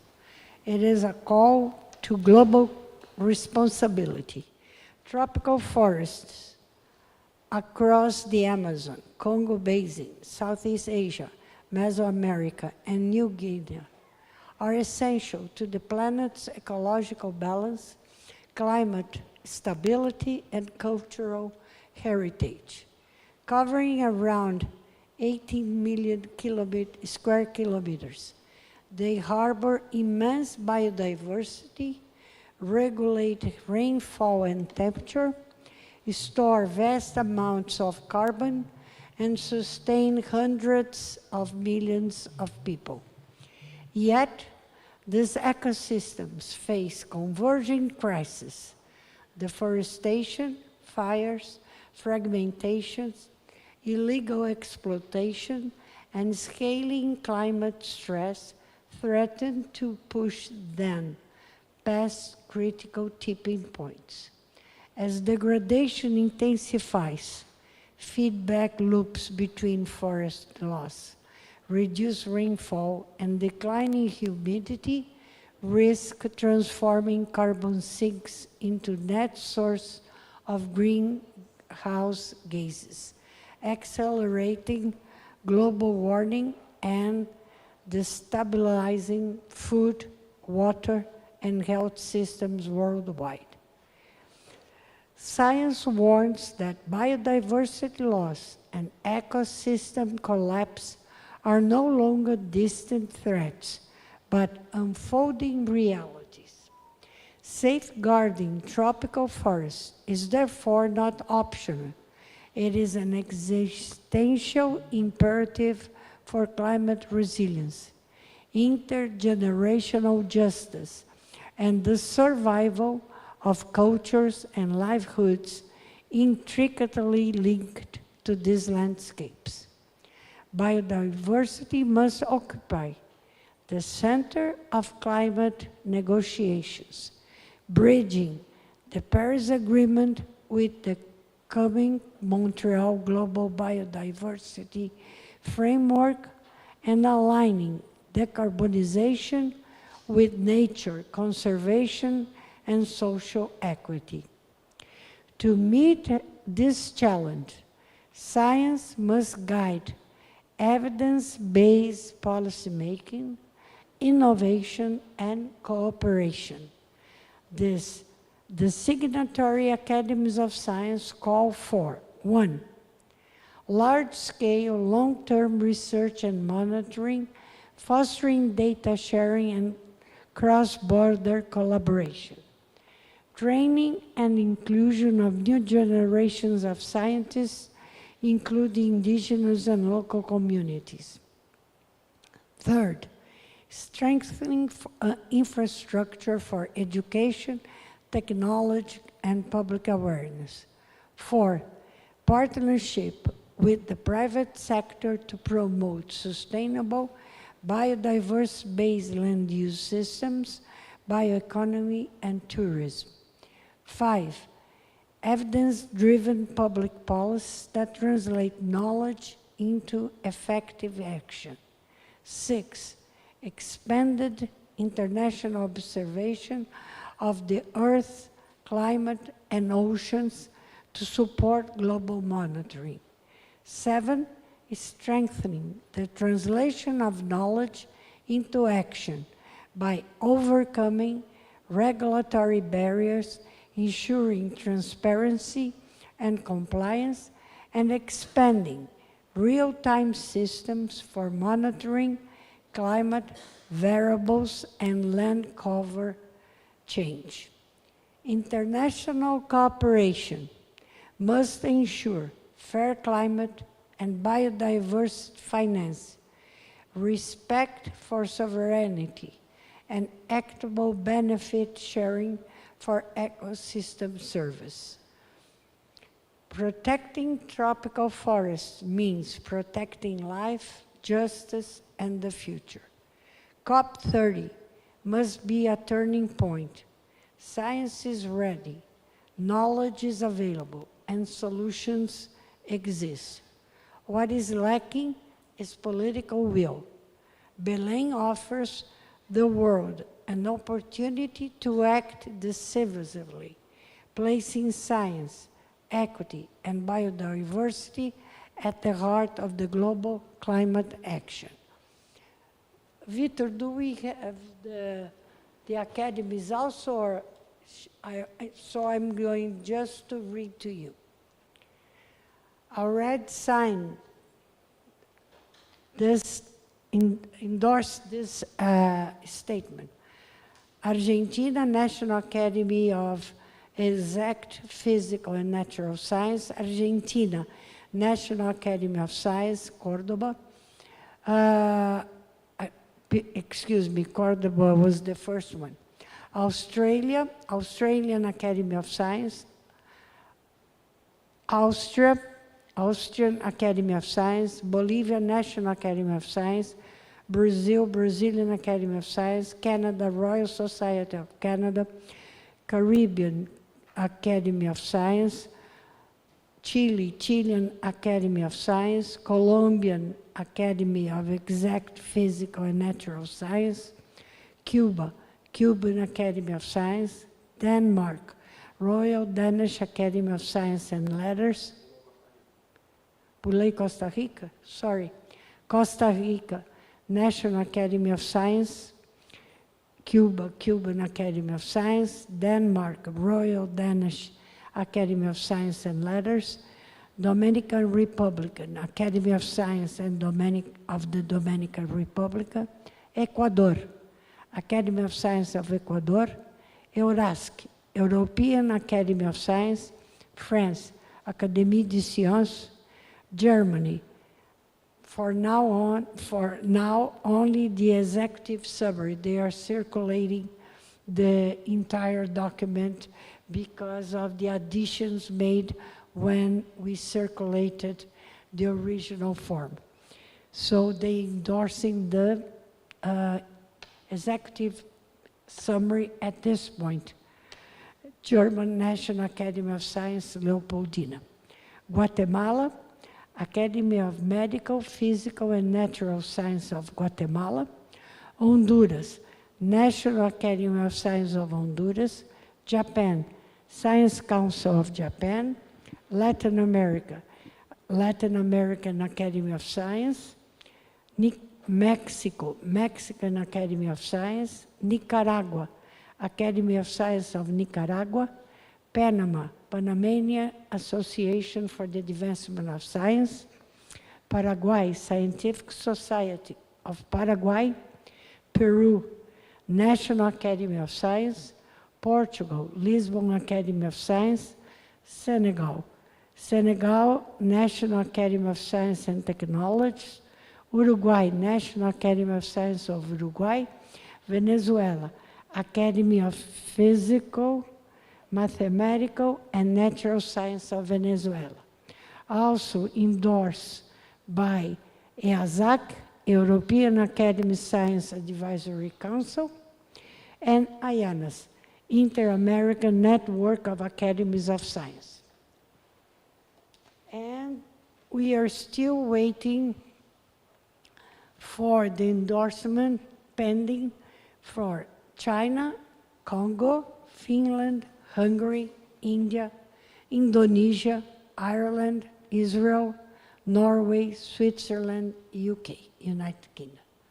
So there is also something that I want to share with you people because I'm very transparent. I have been wondering because we are going to deliver, we gave these academies another week to finish and said yes or no. Okay? We have a no, unfortunately, and it's understandable from NAS, National Academy of Science of USA, but they agree with everything that's written in here, but only they are not in the situation to sign. And I want to clarify with you, we're going to give this document to the ambassador as well as to all authorities, all ministries in Brazil. And here in Brazil, I have a doubt. To send a letter just saying that the document is together and not signed by any person, I don't think it has significance. That's my opinion. So I'm asking you here, because someone told me that in the letter that was sent to all the academies, we didn't mention that I would write on behalf, my signature, and how do you call, the one that you put the small one on each page, whatever, that the rubrica, rubrica in Portuguese, in English, I have no idea. So whatever it is in English, rubrica.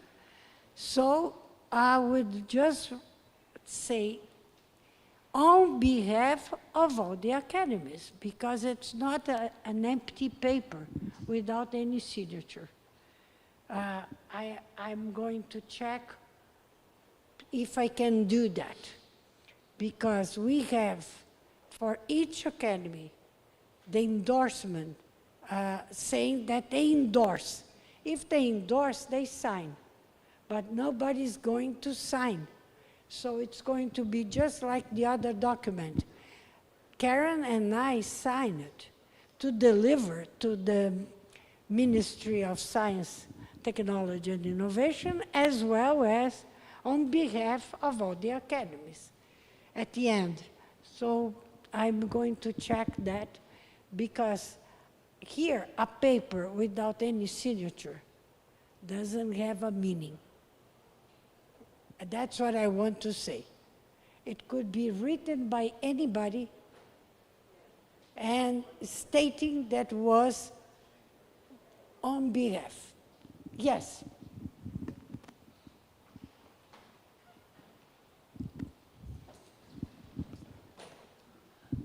Hi, thank you very much. I'm not speaking about the process per se, but I just want to make a small but important technical amend. The statement reads, covering around 18 million square kilometers. That's way too small. And I think if you're talking about tropical forests across, maybe you can make a small change to tropical forest, including those in the Amazon, Congo Basin, Southeast Asia, Mesoamerica, New Guinea, because there are tropical forests outside as well. So that's one small amend. So yes, these are important tropical forest biomes. But covering around 18 million square kilometers. That's way small. I was just doing fact checking with the FRA, Forest Resource Assessment by FAO. It states 45% of the global forest area. That might be a better way rather than putting specific number because it keeps on changing with deforestation, etc. But as of 2020, 45% of the entire global forest area was tropical forest. Maybe a better and impactful statement. Thank you very much.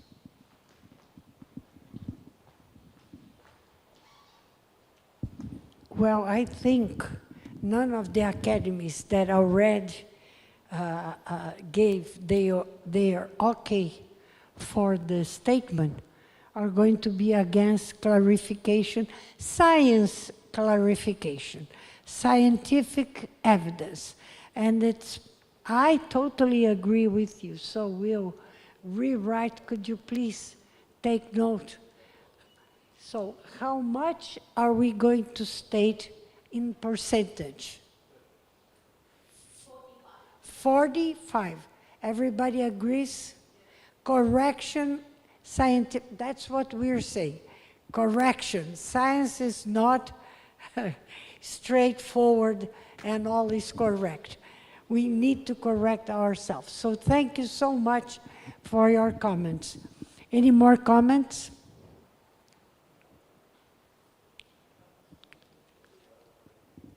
So we are going to send to all of you the final version in English.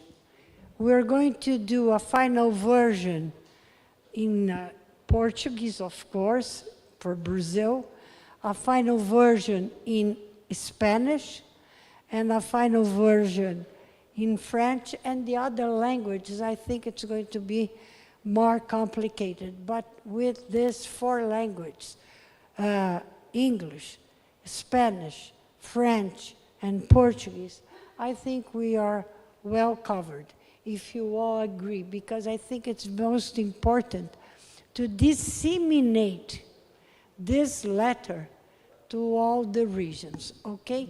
So as soon as we get the final answer from the other academies, we're going to do that for all of you, okay? So I ask now Adalberto Val and Karen Stryer to join me to the final, the ending.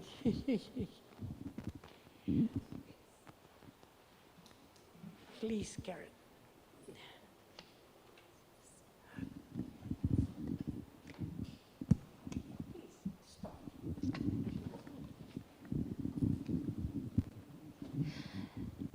This is the beginning of the end, or the end of the beginning, depending on how you want to think about our endeavor to bring the academies to an important new step in advocacy and activism of science for climate change and biodiversity at the COP30 meetings.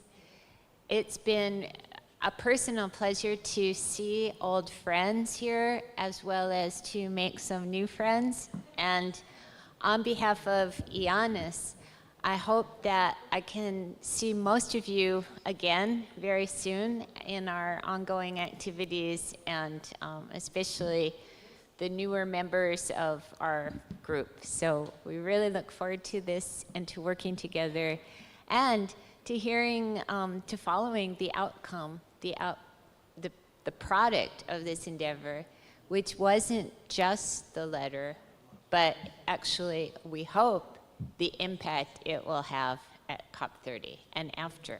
So thank you all for your time and your contributions, both intellectual and personal and social, and for your commitments on behalf of science. Thank you. Thank you so much, Karen. Thank you for the partnership. It's been really great to work together with you. And I wish lots of luck now with the collaboration and the co-chairing of Alberto Gago from Peru, who is a fantastic person. Unfortunately, he wasn't able to be here, but Ayanas is in the best hands, Karen and Alberto. Adalberto.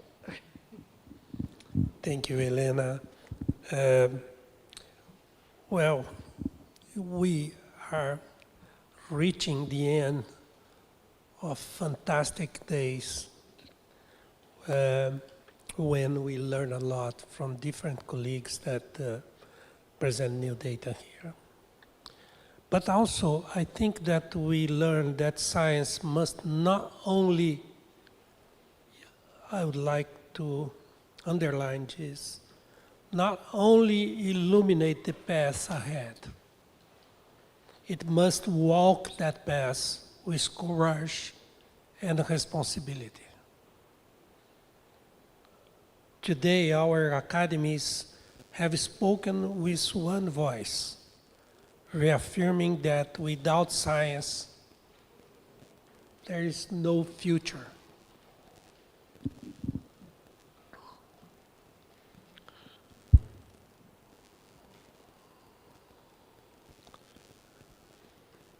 As we move forward to COP30 in Belém, let this call echo far and wide. Evidence must guide decision, cooperation, must overcome borders, and knowledge must serve life. Definitively, the Amazon reminds us that everything is connected. Water, forests, people, and climate. What do we do here will shape not only the negotiations at COP30, and advocacy is very important, Karen, but the legacy we leave for the generation to come is also extremely important.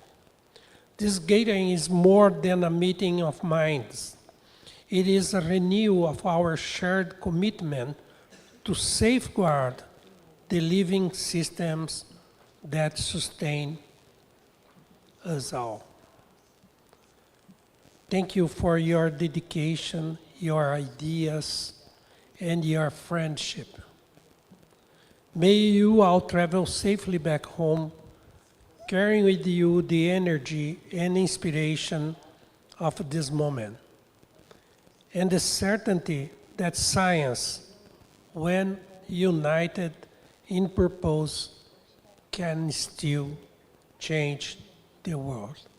Thank you for coming and staying with us these days.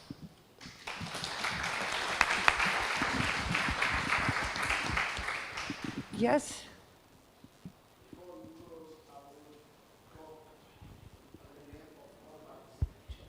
Okay. Can I, Madam Chair? I can talk?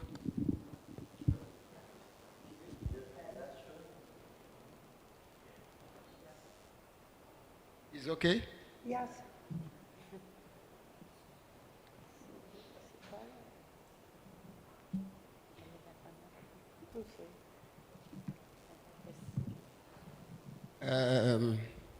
On behalf of all participants, I would like to address a small talk to the organizer.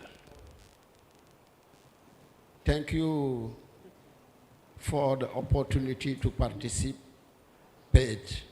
in this important scientific call for COP30. We were looking forward to contributing to the discussion on climate change mitigation and adaptation strategy. We appreciate the effort to bring together experts and stakeholders for this scientific meeting. Your dedication to addressing climate change is truly commendable. Thank you for the invitation to join this scientific call.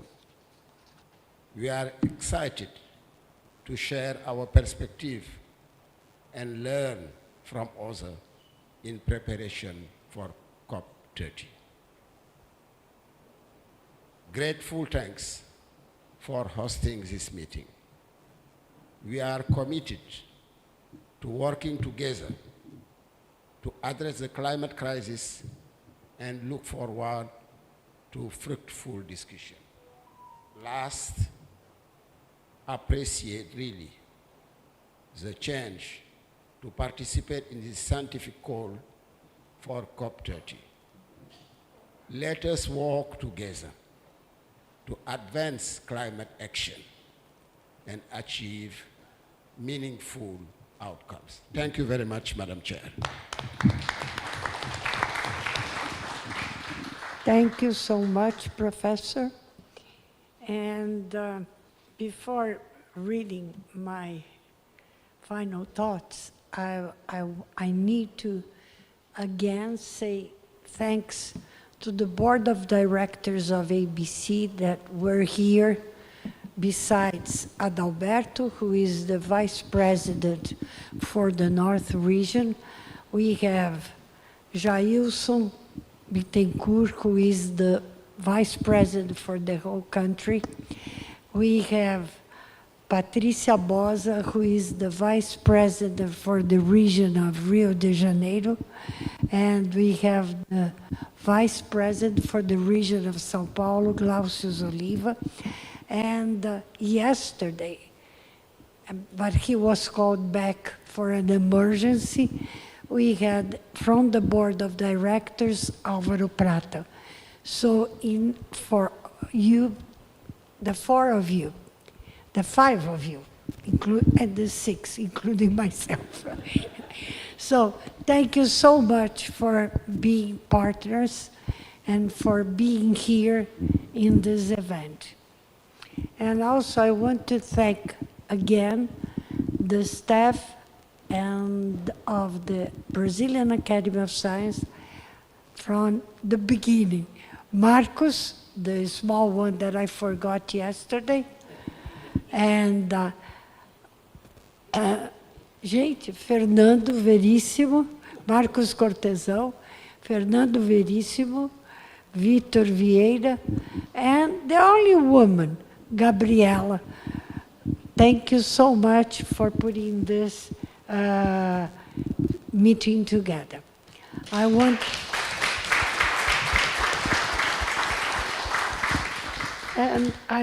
to thank Nazaré, Raimunda, and Larissa from IMPA,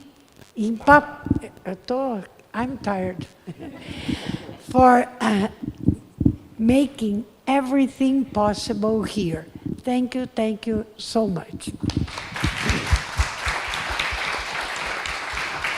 So, as we've reached the conclusion of these remarkable days in Manaus, I want to express on behalf of the Brazilian Academy of Science my deepest gratitude to all who made this meeting possible, our partner academies from around the world, the government representatives that were here, the scientists who came from the 5 continents, and especially our host at IMPA and the Bosque da Ciência,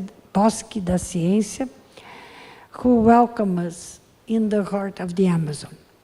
Over these almost 3 days, we have shared data, experience, and hopes.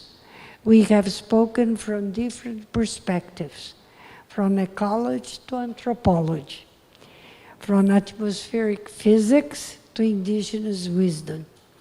But our message has been one and the same. The time for decisive climate action is now. This meeting was not just a scientific conference. It was a collective call, a call grounded in knowledge, solidarity, and responsibility. Together we have reaffirmed that protecting the world's tropical forest is not only about conservation, it is about safeguarding the very systems that sustain life, climate stability, and the dignity of the future generations. From our discussions, a few messages for me stand out clearly. First, biodiversity must move to the center of global climate negotiations. We cannot go on negotiating apart. One group talks about biodiversity, another group by climate change, and they never get together. They do not share transdisciplinarity, and we need transdisciplinarity for solving, or at least trying to solve climate change crisis. There is no path to carbon neutrality without thriving ecosystems. Biodiversity is our greatest ally in resilience, adaptation, and human well-being. Second, science must be at the core of the decision-making. Our evidence is solid, our monitoring tools are advancing, and solutions exist. From restoration techniques and green technologies to social innovations and inclusive bioeconomies.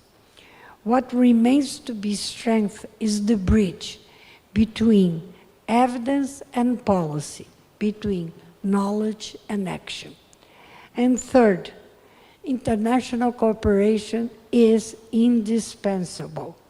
The challenges are the same and are interconnected.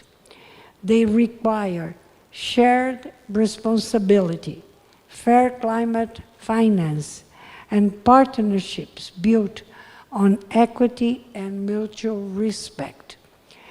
We have also heard the voices of young scientists, indigenous leaders, and community representatives reminding us that climate justice is inseparable from social justice.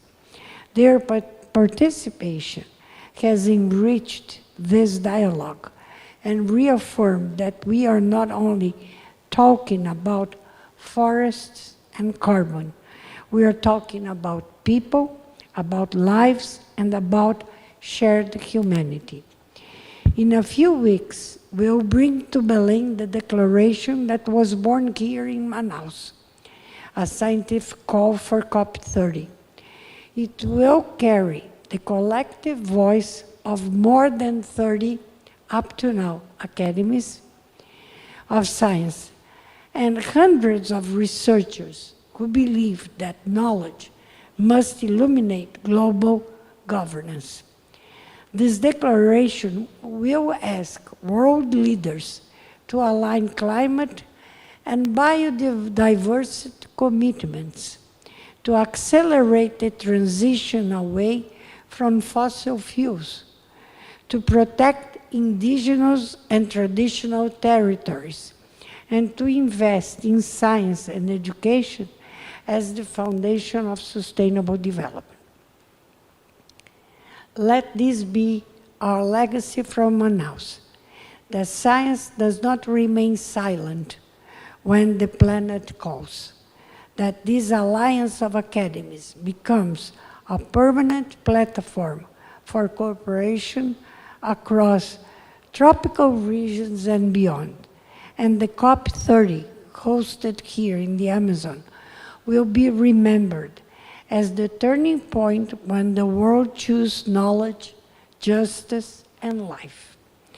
On behalf of the Brazilian Academy of Science, I thank you all for your dedication, all the speakers and engagement. May we leave Manaus inspired, united, and determined to act so that when we meet again in Belém, we can celebrate not only words, but progress. Thank you, and may science continue to guide us towards a sustainable and equitable future for all. Thank you so much. It's the end of the meeting.